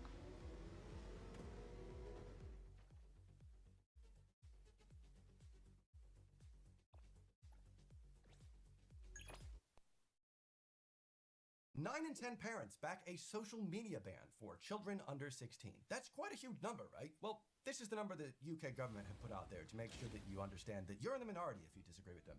But interestingly enough, this number comes from, well, quite a few assumptions. I feel like it's in everyone's best interest to kind of have all of this out in the open because nuance is important. Not all of this is bad. Some of these people have their hearts in the right place. They're just being advised badly, or what I think is happening, they're ignoring all the expert advice. And right off the bat, if you're unaware, the UK is going through a lot of things at the moment. Currently, as you can tell, Hawaiian shirt's out because it's a bloody heat wave. It's 35 degrees. I've turned all the lights on so I can have a nice lighting situation, and I'm roasting. We've also got a new prime minister coming in soon, which is like saying I'm switching from Hovis to Kingsmill. Corporate needs you to find the differences between this picture and this picture. Okay. They're the same picture. But the big news, in my opinion, for the last month is the social media ban for everyone under 16. The reason this has been so weird to me is that this has been rejected by MPs like 3 times as recently as April, but it's still passed somehow. Also, just so you're aware, I do have quite a few biases. One, as you can tell, I make YouTube videos for a living, and YouTube is wrapped up in this this whole thing, so just want to put that out there, because I guess it's social media by some definitions. Also, second bias, I am a millennial at that exact age where my childhood, I didn't have social media. The iPhone came out when I was 17, I think. So basically, I got to live a life without social media, and then got to experience it in my 20s back when it was really nice. But I've never experienced the overwhelming algorithms that kids are dealing with these days when I was a kid. I got to deal with them when I was an adult. And so I do think that's really important to get out there, because every generation has experienced the internet in different ways. Without further ado, let's go into the fact sheet and see what the UK government want us to know. It's also really funny Starmer released this and then just noped out of there like, yeah, you deal with it. The government has decided to ban social media access for children under 16. I will resign as leader of the Labour Party. Thank you very much. Reminds me of when Cameron Brexited then just bailed. The British people have voted to leave the European Union, and as such, I think the country requires fresh leadership. So we'll have a new Prime Minister in that building behind me by Wednesday evening. Thank you very much. Right. This is his situation, right? This is Starmer's Brexit. All right, so why are these changes being made? The government ran a consultation. They're saying it's one of the largest engagement exercises undertaken by this government, which is a very low bar because this government has not been in power for very long, but okay, give yourself a little trophy, little Obama. Obama giving himself a little medal. It says the results showed overwhelming public demand for action, with 9 in 10 parents backing a social media ban. So that's the big headline number you're seeing in the news. First off, who are the 9 out of 10 parents? The word parents is very important. This isn't very indicative of all of Britain. At the moment, it was the government saying, hey, we're doing a consultation. Are you a parent? Do you have opinions on social media? Come on in. These people are automatically going to have certain opinions on this that is going to skew the results. Secondly, let me just show you the question that was asked and see if you can see any problems with it. So question 12, would you support a legal requirement for social media services to have a minimum age of access? Yes or no? Well, it's an interesting question considering we already have age limits on social media services. If you didn't know, in the UK specifically, it's over 13 you're allowed to use it. So by asking this question, they're basically being like, do you agree that we even have some in general? And this question was actually used to whittle down the numbers even more, because if you selected no, you are then skipped on the next question, the one that became the 9 out of 10, and that one is, to what extent do you agree or disagree with the following statement? Social media services, undefined, should have a minimum age of access of at least 16. So that's the question that is wrapped up in this controversy after they've already filtered a lot of people out. But one of the big problems here, besides the filtering and the self-selected people, social media, as in the term social media, is not once defined in the entire consultation. Social media is quite a big term, right? What do you even consider social media these days? I feel like it was easier to define that back in like 2012 when things were actually social on social media, but every single social media app for the most part has just become the same slop, algorithmically engineered content to get you to stay on the app. It's not about being social with friends, it's not about interacting with strangers, it's about serving you things to watch and consume. It's a very different, like, place these days. So basically in the consultation, people were asked if they support this social media ban without really understanding the context of what that's going to entail. Secondly, it doesn't really matter if it's 9 out of 10. It doesn't matter if it was 10 out of 10, and it doesn't actually matter if it was 1 out of 10. Because a junior minister was literally on record as saying, before the consultation closed, by the way, let me just make sure I quote this right, under any outcome, we will impose some form of age or functionality restriction on children under 16. So this consultation Bit of political theater from the UK government. They're not actually really caring about this number. They were like, oh, sweet, we somehow rigged it to be a 9 out of 10. Now, I will say, also, from my research, it does seem like a majority of the UK population are interested in solving this big problem with social media and children being on it all the time. My mom used to have different policies that she enacted on me and my brothers, but that's because she was doing this thing called parenting. The UK government is attempting to do this thing called parenting in a way that I know I'm coming off really negative. I do think it is important in some regard for the government to try and help when big crises like these are happening. Like I said, I've never experienced social media as a kid, and I know that it must be rough. I'm not a parent, so that's another bias. I don't have a kid that I'm worried about getting addicted to all these things. But it seems to me like there is a genuine issue with this algorithmic feed that's getting people dopamine addicted to their feeds, watch more ads, consume more content, and it feels like rather than the government going for that, they decided to take the freedoms away of children. So let's just scroll down. We have what is changing and what's banned. We're including platforms like Instagram, YouTube, TikTok, Snapchat, Facebook, and X. All right, so they call it X. We're not banning things like WhatsApp and Signal. Yeah, thanks. Thank you. Thank you for your little biscuit crumbs. We plan to use the same model for social media ban as Australia. Just so you're aware, Australia passed a ban very similarly. It was a few months back. I want to say it's December 2025.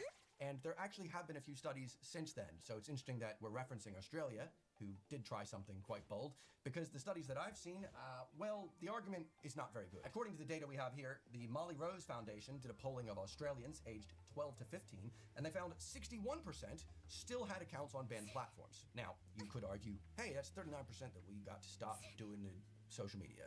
Okay. I'll give you that. You saved 39% of children in Australia. However, 51% said it made no difference to how safe they felt. I hear you. 49% feel safer. All right, fine. 14% reported feeling less safe. But considering that one of the main reasons Australia passed this was to keep children safe from bullying and such, it's kind of crazy that their own regulators' data found that there was no significant impact on a decrease in cyberbullying or image-generated abuse. So the whole reason they were saying it was to protect kids hasn't actually had much of an impact. But hey, maybe the UK can do it different. I am going to say it does seem like both Australia and the UK, I want to say they have the heart in the right place. I know we're going to the privacy complaints later, but if you kind of like just ignore all that and you go, what if they really want to protect the children? I feel like there's an argument to be made, which we're going to be making soon. The main issue I have with Section 2 at the moment is YouTube being in that, there's my bias, YouTube being in that is genuinely insane to me because of how educational it can be. I've learned so much from YouTube in my life. It's insane that they've just kind of thrown every single thing in there. I'm fairly certain if you ask the under 10,000 people that were polled for this, if YouTube should be included, they would probably say no to that and be like, YouTube social media? Yeah, they just released a DMing feature the other day for some reason. Way to go! It's basically like saying some mushrooms are poisonous. So you are never allowed to eat any mushrooms ever, just to keep you safe, rather than, banning poison mushrooms, making sure that there's more education about the types of mushrooms out there. Some mushrooms might expand your mind. Who knows? But no, the UK government would rather just take away your freedom to enjoy those mushrooms. It just seems really asinine to me. It's clearly designed by people that are Gen X and above who really, truly have lost it with the times. Or maybe they just don't read anything. They don't stay up to news. They ignore their experts. I don't know. It just feels like YouTube, a platform specifically that has so much content for education. I taught myself linear algebra with YouTube when I was in university. I learned things all the time. I basically use YouTube and Reddit specifically to learn anything I want to learn about, and it's incredible. Why would we want kids to learn, says Keir Starmer. Then they might, when they turn 16, have an informed opinion because we've just allowed them to vote. Why not have an uninformed electorate be able to vote? That way they might vote for us. I mean, not really. You just ban the music, social media. Either way, when is it changing? Well, the government have put this in place and they said, we'll sort it out by 2027. So we have a year to figure out how to do this. Section 4, who will it affect? Children and young people. No, it affects everyone, but let's just start with this. Children and young people, crucially, that we still be able to access the online world safely for learning, news, games, and staying in touch with known friends. Jesus Christ. It's depressing. Also, it says here, you can still access social media, but live streaming and stranger communication, including gaming, will be switched off by default. Mate, this depresses me so much. It's truly made by older people who have no experience of being children that have gaming or the internet in general. The reason being, if you didn't know, hi, my name is Evan Ettinger and I grew up in South Jersey in the USA. I grew up in a suburban hellscape where I couldn't really walk anywhere. I didn't really have many people I could go to hang out, but I made my best attempt. However, when I was 15, our family moved to the ruralist part of South Jersey. I didn't have any neighbors except for some cows and some corn. I didn't have many friends. I just moved to school, and the only people I could find personally to connect with were on the internet. It felt like not many people in my school had the same hobbies and interests as I did. Thankfully, through the power of the internet, I was able to make friends, and it was honestly really nice and made me feel like I wasn't so alone in this middle of cornfield area of Jersey. Secondly, I spent a lot of my life gaming, very positively. I bring this up because by gaming and being able to game and chat, I made so many friends. Play is literally how kids learn. Making it so that kids cannot play and have that incredibly crucial social element has cut them off from so much life online. And I can't imagine myself eventually being a parent saying to my kid, yeah, sorry, that's just the way it is. Daddy government says you can't do that. Obviously, I'm going to say, hey, you could just use my account and you can probably be better than me because I'm going to train my kid to be better than me at games. But Lower the bar a bit? Oh, looking to challenge me?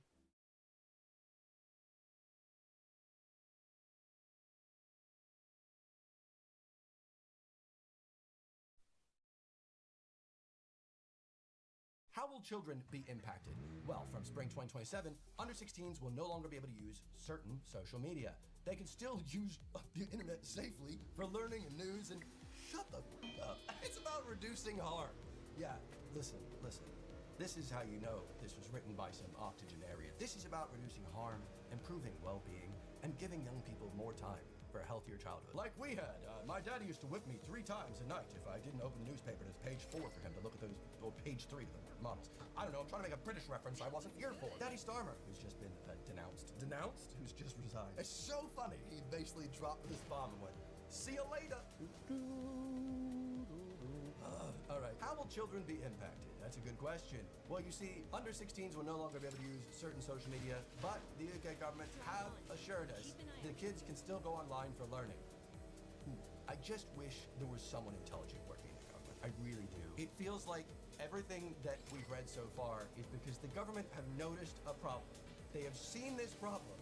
They're just ignoring it and instead taking away children's rights. The problem is obviously the algorithmic feeds. It is obviously these companies hijacking the attention spans and the dopamine receptors of not only our children, but everybody. And rather than tackle that beast, which I guess seems too big for tiny little UK government, they go, let's just take everyone's rights away. That's actually much better. And yes, I'm saying everyone because the adult section is coming up soon. What do I need to do now? Parents and children do not need to do anything now. Thank you for that. I appreciate that. We'll provide further details for families and children. What about people without families or children? All right, so here we go. Will all adults need to prove their age to access the social media services that become age restricted? Good question, because so far it's just been children and parents that have to wear this, right? The government says, no.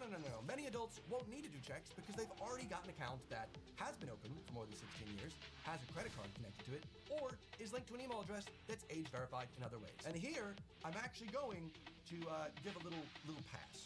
I actually think this element that has been kind of forced on platforms and forced on operating systems and such is actually not a bad thing. Basically, the issue at the moment is that there are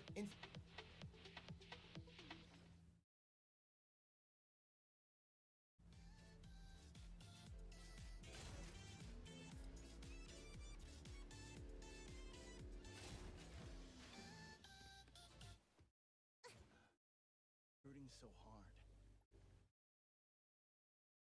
Oh, looking to challenge.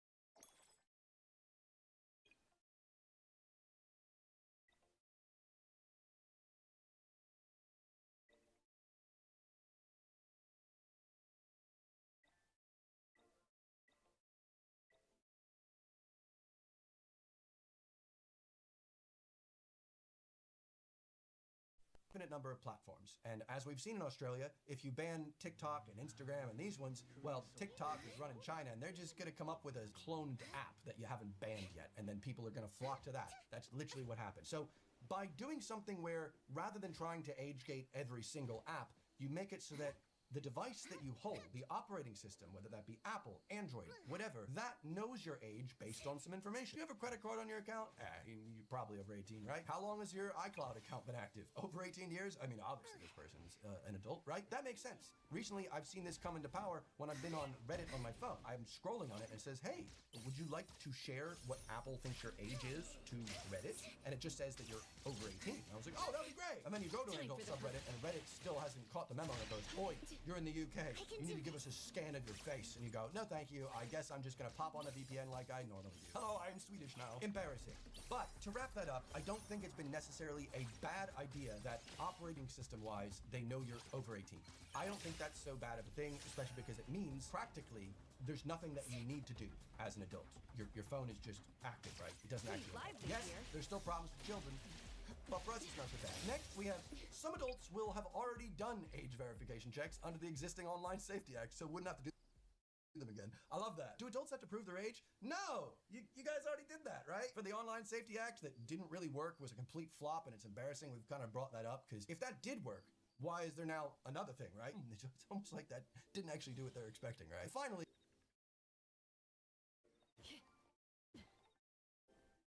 we have the final line, so will adults need to prove their age? Well, if you haven't done any of the above, it could be as simple as facial recognition. That's the problem. It just is a bit insane to me that the government is either run by idiots or advised by idiots, or no, it's just run by idiots. It's run by idiots who truly, it's just so infuriating. It's so annoyingly disingenuous to be like, will adults need to prove their age? I mean, no, if they've already done it, but yeah, just a little cheeky scan of your face. That's the point that nobody wants to do. Scanning your face to put it on a third-party server for the government to be like, yep, this guy looking at big titties, that's his name, that's his face, and then boom, guess what? Oh no, the data leaked. Oh, I can't believe this happened. It's not an if, it's a when situation. It literally happens multiple times a year. It happens with shops in the UK. Nobody cares about data security. They don't hire enough people to care about data security because it's expensive, and the big people up top are like, oh, how can we make more money? Stop caring about data security. Even the government has had some recent leaks. It's embarrassing. And yet the government want us to give them our faces attached to any adult content we want to look at. Insane. But hey,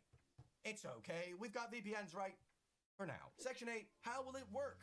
We'll have a range of methods. Ofcom will figure it out. Love that. So essentially they went, listen, we don't know. We've passed the law. We're hoping that Ofcom can figure that out. I have made an entire video about Ofcom. They're basically run by people that are in their 70s and 80s who are trying to basically subject the rest of society to their outdated version of media, essentially. I will say Ofcom as an idea, great. The regulator, they're like the FCC of the UK. Their goal is to make sure everything is safe and good and sure. How it actually operates, it's just run by 70 and 80-year-olds who are completely out of touch with society and are trying to force their old-ass way of life on everyone else and go, why does everyone not like us? That's very strange, right? This next one is my favorite response on the entire thing just because of how little they actually answer the question. What about educational content on sites like YouTube? Will this be covered in the ban? It's a very good question because a lot of educational content is on YouTube. I don't know about you, but I learn a huge amount. I've learned how to code. I've taught myself home networking. I've taught myself video editing. I've taught myself photo editing. I've taught myself pretty much everything I know from websites like Reddit and YouTube. So that is a good question. What about the educational content on these 1 sites? million. Right? It's going to be blocked from them. Nice. Let's see what the UK government have to say. The internet plays a huge role in children's education, and we are clear. This has to continue. Okay, so let's just move that sentence aside. It's not actually answering the question. We're not looking to bring dedicated educational platforms which support schoolwork and learning under these new rules. Okay, so that didn't answer the question as well. Okay, I don't know what they're going on, right? Just waste the whole first paragraph. Let's keep going. Our focus is on protecting children from harmful content and features on social media. Jesus Christ, all right, that's 3 sentences. Just not answer the question. What about the educational content, right? You just keep waffling. At the same time, platforms have a clear opportunity to create spaces designed for children that prioritize safe educational content without those risks. The government is basically saying, yes, we are banning educational content. We're just hoping the platforms figure it out. Basically make some sort of YouTube Kids. Wait a minute. We already made a YouTube Kids. Have any of you accidentally stumbled upon a video that is selected for YouTube Kids? It's awful. It kind of defeats the entire purpose of YouTube. In fact, it makes people less intelligent if you think about it, because mistakes can be made. Comments are actually an incredibly important part of the YouTube experience. For instance, the other day, I just made a simple video about why the trains in Mexico City run on rubber wheels. I went to Mexico City. I thought it was interesting. I spent some time researching it, but it was quite a quick one, and I was pretty proud of it until the comments came in, and there were some very angry people from Montreal, Canada. They were like, Evan, in the video, you claimed that Mexico City was the second country that had these wheels. It was us in Montreal. Montreal. Mistake. What do? The video's already up. Now I'm misinforming people. Boom, pin the comment. That solves the problem, right? Unless you're a kid, because if there's some sort of YouTube Kids platform that disables content like comments to keep the kids safe from the online predators in the comment section, well, I guess they won't be able to know that the little correction was there. Don't worry, the kids are safe from reading about trains. I'm hoping that somehow the government looks into this and goes, okay, maybe Ofcom can work with the government and YouTube to kind of make more carve-outs to make this make more sense. But considering that Ofcom is just really not a fan of YouTube and they just very much want the BBC because all their 80-year-old asses are just sitting in their little boardroom like, I miss the good old days of Faulty Towers being the only thing on TV. This YouTube shit. I don't understand, Mr. Beastie. So, in essence, yes, the government is banning educational content because if you want to learn things, we're the Labour Party, not the Learning Party. Next up, the question that's on everybody's mind. Won't children just use VPNs or their parents' accounts to get around this? Isn't this unenforceable? Yeah, that's actually a really astute observation. Australia already has data for this, but let's just see what the government want you to think. We are aware of concerns that children may attempt to circumvent age checks. Yeah? You're aware of that? That's good to know. I'm glad somebody told you about that now. That is why we've commissioned research to better understand how they're doing it. So basically, it's like, isn't this unenforceable? Like, isn't this literally not gonna work? Can't they just use their parents' account? We're looking into how to do that. Oh, you could have done that before, right? You could have maybe looked into it a little bit before. It just seems a bit insane to pass this law without thinking. We want to assess this evidence to ensure any decisions we take are proportionate and evidence-based. To protect the children, yes, of course. Oh my God, I can't believe I said it. There's legitimate uses of VPNs. Oh God, thank God they're legitimate. I didn't know there were illegitimate uses. But there's legitimate uses for VPNs, such as privacy and freedom of speech purposes. And the UK government are going to tell us their thoughts in July. Hooray. Now, I've seen some reports saying that they're going to plan on banning VPNs. I've seen reports saying that they're not. I'm here to say, I don't think they can feasibly ban VPNs. What I do think, this is just my prediction, maybe it ages like milk, who knows. I do think they're going to be attempting to age-gate VPN services using the operating system device-wide age thing that we were talking about earlier. If your device is deemed to be an adult, if you have a credit card on file, or if you've scanned your face and given it to the daddy government, well, then you can use a VPN, even though that defeats the purpose of freedom of speech and privacy thing. But hey, that's what I think they might attempt to do. If you're unaware, VPNs are used by nearly every business that has any important data. I use a VPN all the time. Not to change my browsing location, I actually genuinely use it for my business when I'm out. I travel to Mexico, I travel to Taiwan. How do I get all my data on my server in a encrypted way so that nobody's able to take it over, and also that my editor can access it and it's all secure? We use a VPN, a WireGuard client over Tailscale. It's excellent. Most every single media company that you've ever heard of, the government themselves, they're all using virtual private networks because it's sensible. So the government can't really ban VPNs because it would pretty much disrupt the entire business economy of the UK. I feel like maybe when it comes to the economy, maybe the UK won't shoot themselves in the foot.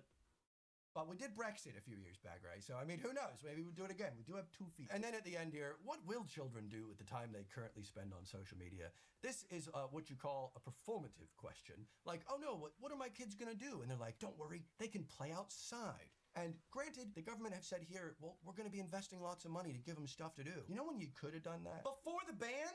Maybe you put those in place and go, look, kids, we built you a pool. We brought back all the stuff that the other government took from austerity. We're giving it back. And then you could be like, isn't that pool nice? Isn't that youth club nice? However, yet again, I must emphasize, not everyone lives in a city. Not everyone lives a quick drive away from a youth center. Some people, like myself when I was a kid, lived in a very rural area with no access to anyone's social. So taking away all that social element of social media, I feel like it's pretty f***ed up, actually. Especially, yet again, the gaming element, where it's just random. You're never connecting really long-term unless you really go out of your way. You're just kind of chatting with people, interacting with people, and learning about the world around you. I would say that 99% of the internet is actually quite good.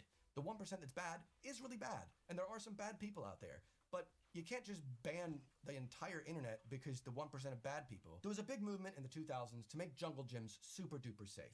Kids can climb on them, but they can't get hurt. They made them so incredibly safe that it turns out they were a lot less effective at teaching kids the main thing they learned while on jungle gyms.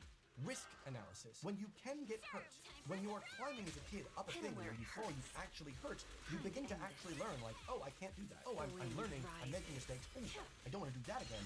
it's one of the best ways of learning. That's why kids learn so much when they play. By removing those actual risks and making sure they never get hurt, they're actually missing out on that incredibly crucial bit of learning. That is what the government is essentially doing here by taking away kids' access to social media, gaming, chat, some of the nicest parts of the internet. Am I saying, oh, well, let's just throw kids in a pool of pedos? No, no thank you, sorry. Am I saying let's throw kids in the deep end of the worst parts of the internet? No. No, no, no, no. Now, if I was someone that was in the government that really wanted to keep kids safe, you know what I would do? I don't think I'd hire someone that used to be really close with Epstein. I will say, to throw the tiniest of bone here, I feel like both Australia and the UK, they have seen the genuine issue here. The genuine issue with algorithmic content hijacking one of the dopamine receptors. But it's really stupid. And it's upsetting when I read every single article about, like, well, what do experts say? And the experts are like, this is a bad idea. And I'm like, why is the UK government not listening to its experts? I think the people in this country have had enough of experts. I don't know. That is why many conspiracy theorists and such are coming up with, they are doing this specifically to get more data on adults, to get more data on everyone so that they can control more. And that's really disturbing because I don't want to believe that. I want to believe that the UK government have their heart in the right place and they do actually want to protect the children and they do really notice that this algorithm shit is off. They just don't know how to solve that problem and don't seem to have the ears to listen to people that at least have some ideas. Hey, we'll see how this gets on in 2027. I guess that's when it will come into fruition and we'll see how it actually cracks on. So thank you very much for staying in touch with this one. This is kind of a off-the-cuff vid. I felt this was annoying. It's in between some of my other travel vids. And like I said, it's so hot right now. I hope you're all functioning well because I am drenched and I want to die. And if my YouTube channel... Ну что, на моих часах 18 часов 33 минуты берлинского времени. А значит, самое время начинать наш еженедельный стрим по средам. И сегодня он у нас будет тематический.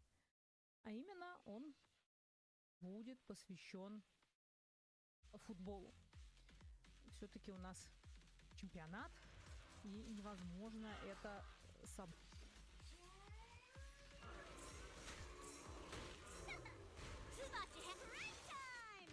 Hit him where it hurts.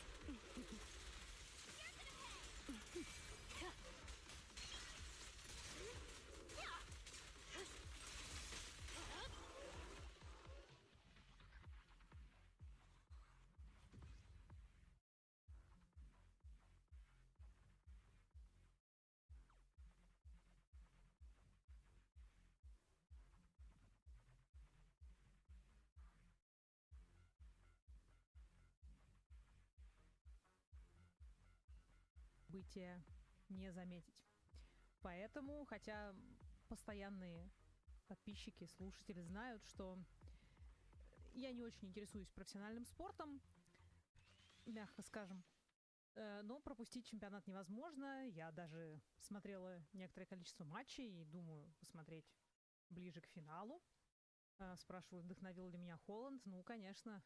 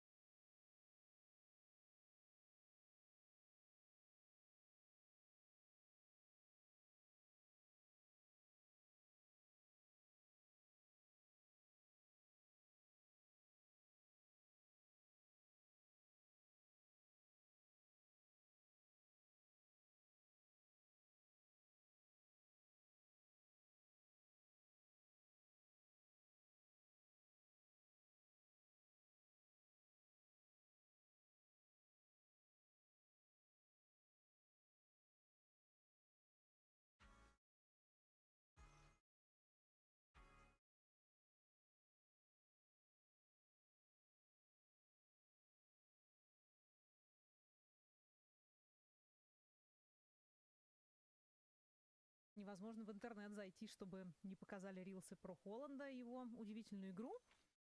Поэтому я решила поговорить про футбол. Очевидно, эта тема интересная большому количеству людей, а значит, ее можно обсудить с научной точки зрения, чем мы сегодня и займемся. Потому что наука, конечно же, давным-давно разобрала спорт вообще и футбол в частности вдоль и поперек. Не только потому, что ученые интересуются всякой ерундой, но и потому, что из этого следует множество всяких практических следствий, за которыми стоят часто большие деньги, от разработки спортивной одежды, мячей, бутсов и всего прочего, до предсказания результатов матчей и стратегий матчей, основанных не на том, как люди играли в футбол там многие-многие сотни лет, а на данных математического моделирования, в частности, с использованием ИИ. Ближе к концу мы про это прям поговорим. DeepMind, гугловское отделение, которое занимается ИИ, уже активно пробует себя и в футболе тоже. Мы знаем, что они изменили стратегию Го, они изменили шахматы. Я рассказывала про это. Ну что, нейросети придумали стратегии, которые никогда не использовали люди. Они оказались более эффективными, и теперь люди используют эти стратегии, особенно это касается игры в Го. То есть теперь играют так, как не играли до этого никогда, до появления нейросетей. И вот к футболу они тоже теперь подбираются и хотят нам футбол тоже поменять. Вот про это мы все сегодня и поговорим. Начнем мы с такой базовой физики ударов, потому что там все совсем не так просто. И начнем со знаменитого удара, когда мяч как бы летел в одну сторону, а потом повернул, обогнув стенку защитников и влетел прямо в створ ворот, к большому удивлению вратаря, который, ну, в общем, видел, что мяч явно летит не туда. А он возьми, да и полети туда. На примере этого удара обсудим физику удара. Потом поговорим про разные другие аспекты, касающиеся того, как бить по мячу, как он летит, почему он так себя ведет. Потом поговорим про биологию, в смысле про то, что там у нас с игроками, почему они бьют, попадают или не попадают. Немножко поговорим про тактику. Как раз вот про что там у нас модели нам показывают, как правильно играть или неправильно играть, верны ли представления о футболе, которые были десятилетиями. Тренеры учили своих подопечных, что делать надо так, а потом пришли ученые со своими, значит, камерами быстрыми, которые много-много кадров в секунду записывают, анализом данных, и показали, что, оказывается, все не так. Вот это мы тоже все обсудим. И про биологию я уже сказала. И в конце коснемся, если успеем, у меня часто не все влезает, что я хочу сказать, коснемся теорий, которые сначала наука сказала, что они верны, а потом выяснилось, что не верны. Эта тема, надо сказать, для меня ностальгическая, потому что еще на заре моей работы научным журналистом, это был конец нулевых, 2000-х, мы много, конечно, про это писали, потому что вот эти смешные новости про спорт, они, типа, если игроки в красных футболках, то они чаще выигрывают. Вот наука показала. Они, конечно, пользовались всегда популярностью, поэтому для меня это такая еще, да, ностальгическая тема. Как вспомнить детство, золотую молодость, как я начинала работать научным журналистом. Вот, это наш план, как будет выглядеть стрим. Сейчас пара технических моментов, без которых нельзя, ну, потому что мы все рабы Ютуба, я уж точно, поэтому надо это все сказать, а вам кое-что придется сделать, если вы хотите мне помочь. Конечно же, поставить лайк этой трансляции, пока вы ее смотрите, потому что лайки в процессе повышают видимость этой трансляции, она лучше раздается. Подписаться на канал, чтобы не пропускать анонсы стримов, видео и так далее. Становиться патроном, потому что я уже говорила, что я буду делать контент для патронов, и я серьезно собираюсь это сделать. Сейчас тут у нас суета из-за лета, значит, каких-то бесконечных праздников летних и так далее, но это грядет, я над этим работаю, поэтому становитесь патроном, чтобы участвовать. У нас есть чат патронов, и специальный будет контент для патронов. Наверное, в каком-то обозримом будущем уже я сделаю первый стрим для патронов с ответами на вопросы патронов. Вот. Еще один момент. Про донаты, да. Донатить можно, нужно, я это только приветствую в процессе стрима. Если вы не хотите становиться патронами, можете просто разово задонатить, тем более, что мне это точно надо. Я планирую переехать частично хотя бы в новую студию, и там нужна техника. Та техника, которую я приобрела, оказалась не лучшим выбором, поэтому мне нужен как минимум новый микрофон. Вот я хочу такого же красавчика себе туда поставить, поэтому если вы хотите перевести мне денег на микрофон, это будет просто замечательно, потому что тот, который я купила, несмотря на то, что его очень хвалили, в моих условиях он оказался нерабочим, вот так тоже бывает. Вот, ну что делать, бывают технические промахи, поэтому я пойду по пути, который мы уже проходили. Ну что, технические моменты, да, вопросы. Забыл самое важное, стрим длится 1,5 часа, потому что я общаюсь с вами, отвечаю на ваши вопросы. Не надо, пожалуйста, задавать мне вопросы про футбол, кто с кем играет, какие там ставки и так далее. Я смотрю футбол вот чисто потому что матчи сейчас интересные, ну и красиво, за компанию. И, в общем, не являюсь большим специалистом, там каких-то игроков я знаю, но очень мало, поэтому вопросы задавайте про науку, а не про чисто спортивные вещи. Если вы хотите, чтобы я ваш вопрос увидела, пишите большими буквами слово «вопрос», тогда я его увижу в потоке сообщений, или эмодзи вопроса ставьте. И платные вопросы, я на них отвечаю в любом случае. Ну, желательно, чтобы они были все-таки по теме стрима, потому что все-таки это нехорошо. Другие зрители пришли послушать про футбол. А если вы хотите спросить про кошечек, ну, наверное, это не очень правильно. А на бесплатные вопросы отвечаю, если они раскрывают лучше, помогают мне лучше раскрыть тему стрима. Спрашиваю, чат GPT хвалил тот микрофон. Ну, не только чат GPT, почему? Я обзор смотрел всякие на ютубе. Ну, вот в моих условиях нехороший он оказался. Ловит он то, что не должен ловить. Хотя я пыталась настроить. Ну, в общем, не детали. Ну, в общем, короче, не оправдала возможных у него высоких ожиданий. И куплю я такой же. Соответственно, если поможешь собрать на него мне деньги, мне будет очень приятно. Вот, потому что... Вот спрашивают, почему немецкая сборная опозорилась так сильно, что пошло не так. Вот тут вы меня не спрашиваете, ну, на мой взгляд, я смотрела тот матч, когда они с позором вылетели, совершенно заслуженно. Ну, плохо играют они, чего? Вот и вылетели. Плохо играют, с тренерами там проблемы. Ну и, в принципе, моя глобальная теория, я, знаете, люблю глобализировать, что избыточно и в Германии вообще, и в сборной, видимо, work-life balance, какой-то вот состояние комфорта надо поддерживать. В футболе так не работает, в спорте так не работает. Помните, у меня был стрим про успех, что определяет, какие критерии определяют успешных предпринимателей, спортсменов.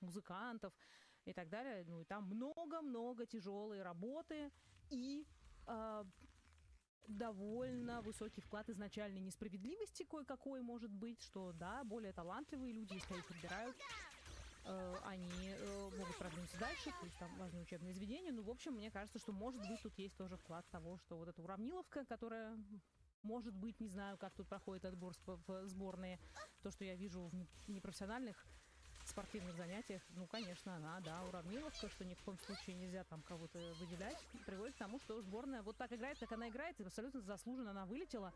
Вообще удивительно, что вообще из группы вышла. Не каждый чемпионат с немецкой сборной это случается, а еще недавно, да, ну как недавно, да, в 2014 году становились чемпионами. Ну что, ладно, это грустные немецкие дела. Давайте же мы перейдем к основной части стрима. И начнем мы, как я уже сказала, вообще с такой базовой физики, которой, конечно, в футболе много, и которую давным-давно просчитали. И она там совсем не такая простая, как может показаться. Чё, бей по мячу, как бы, целься в ворота, ну и отлично. Как я уже сказала, иногда мяч выглядит так заброшенный, что он никак не должен попасть в ворота, а он туда попадает. И такой классический пример, хрестоматийный пример такого мяча это штрафной удар бразильца Роберта Карлоса в ворота сборной Франции в 1997 году. На ютубе есть, можете посмотреть. Ну, на самом деле, тогда не умели так красиво делать трансляцию, там надо несколько раз пересмотреть, и лучше почитать описание, там где нарисована траектория этого мяча. Она действительно выглядит очень необычно, потому что стоит вот эта стенка защитников французских. Карлос отходит очень далеко от мяча, разбегается, бьет, и мяч летит, как бы огибая с правой стороны эту стенку защитников. Ну и кажется, что он дальше полетит куда-то там вообще в зрителей. Там, значит, мальчики, которые с мячами бегают, даже пригибаются, потому что они думают, что сейчас мяч в них полетит. А он берет, как бы поворачивает и влетает прямо в створ ворот. Много этот гол конкретно разбирался. Статьи многие написаны с анализом того, что же там произошло. Вот давайте мы тоже посмотрим, какова физическая природа этого явления, когда мяч летит, казалось бы, вообще в одну сторону, совершенно противоположную от ворот, а потом поворачивает и попадает в ворота. Значит, итак, еще раз повторю, что он сделал. Он отошел далеко, примерно на 35 метров, сильно ударил по мячу, мяч ушел вправо, обогнул всех защитников и после этого довернул резко влево уже на последнем этапе и попал непосредственно в ворота. И всех поражает и поражало именно вот этот момент, что мяч повернул непосредственно уже перед воротами. То есть он летел в одном направлении и вдруг резко изменил траекторию. Мяч был крученый, они, в принципе, летят по дуге, такая бананообразная траектория, но здесь это было настолько необычно, что привлекло массу внимания. И физики тоже это разобрали и объяснили, что такая траектория, это не инопланетяне своим лучом невидимым направили направление мяча, изменили, а виноват в такой траектории эффект Магнуса. Значит, что это такое?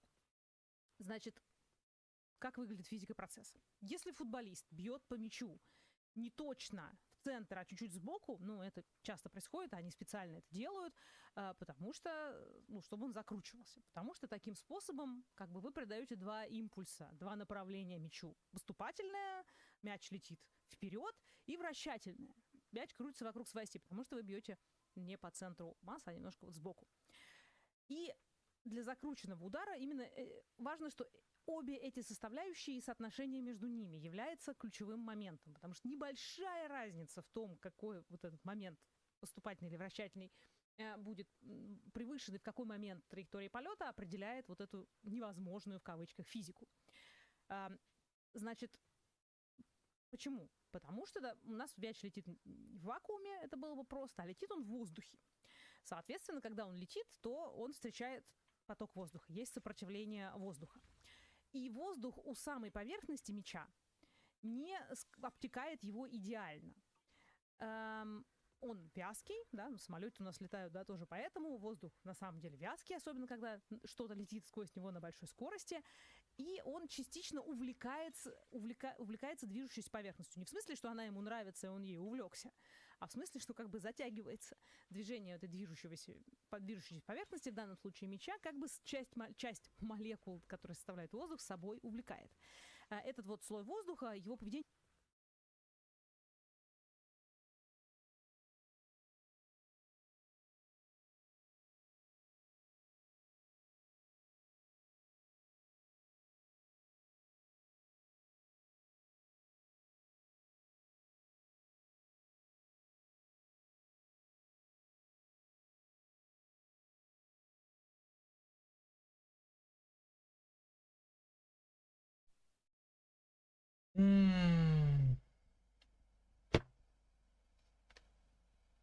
Не очень важно, мы разберем дальше невращающийся удар, там тоже поведение этого слоя воздуха очень важно, он называется пограничным слоем, этот слой воздуха.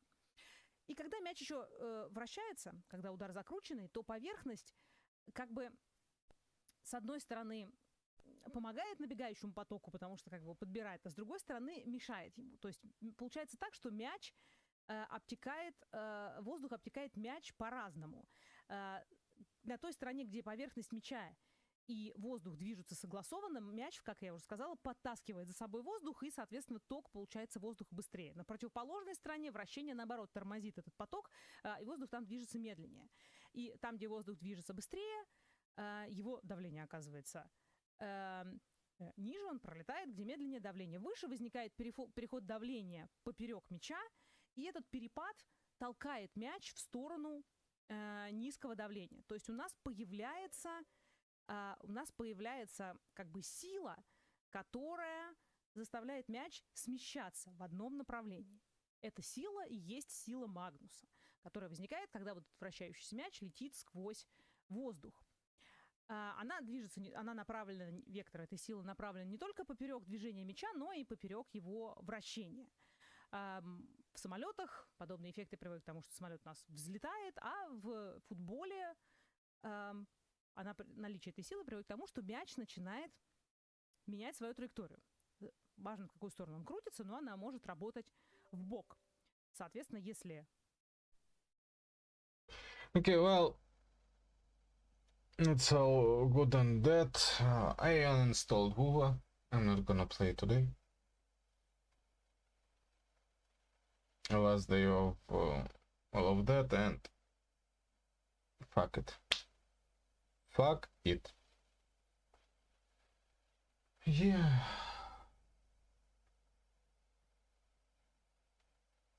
I probably could have spent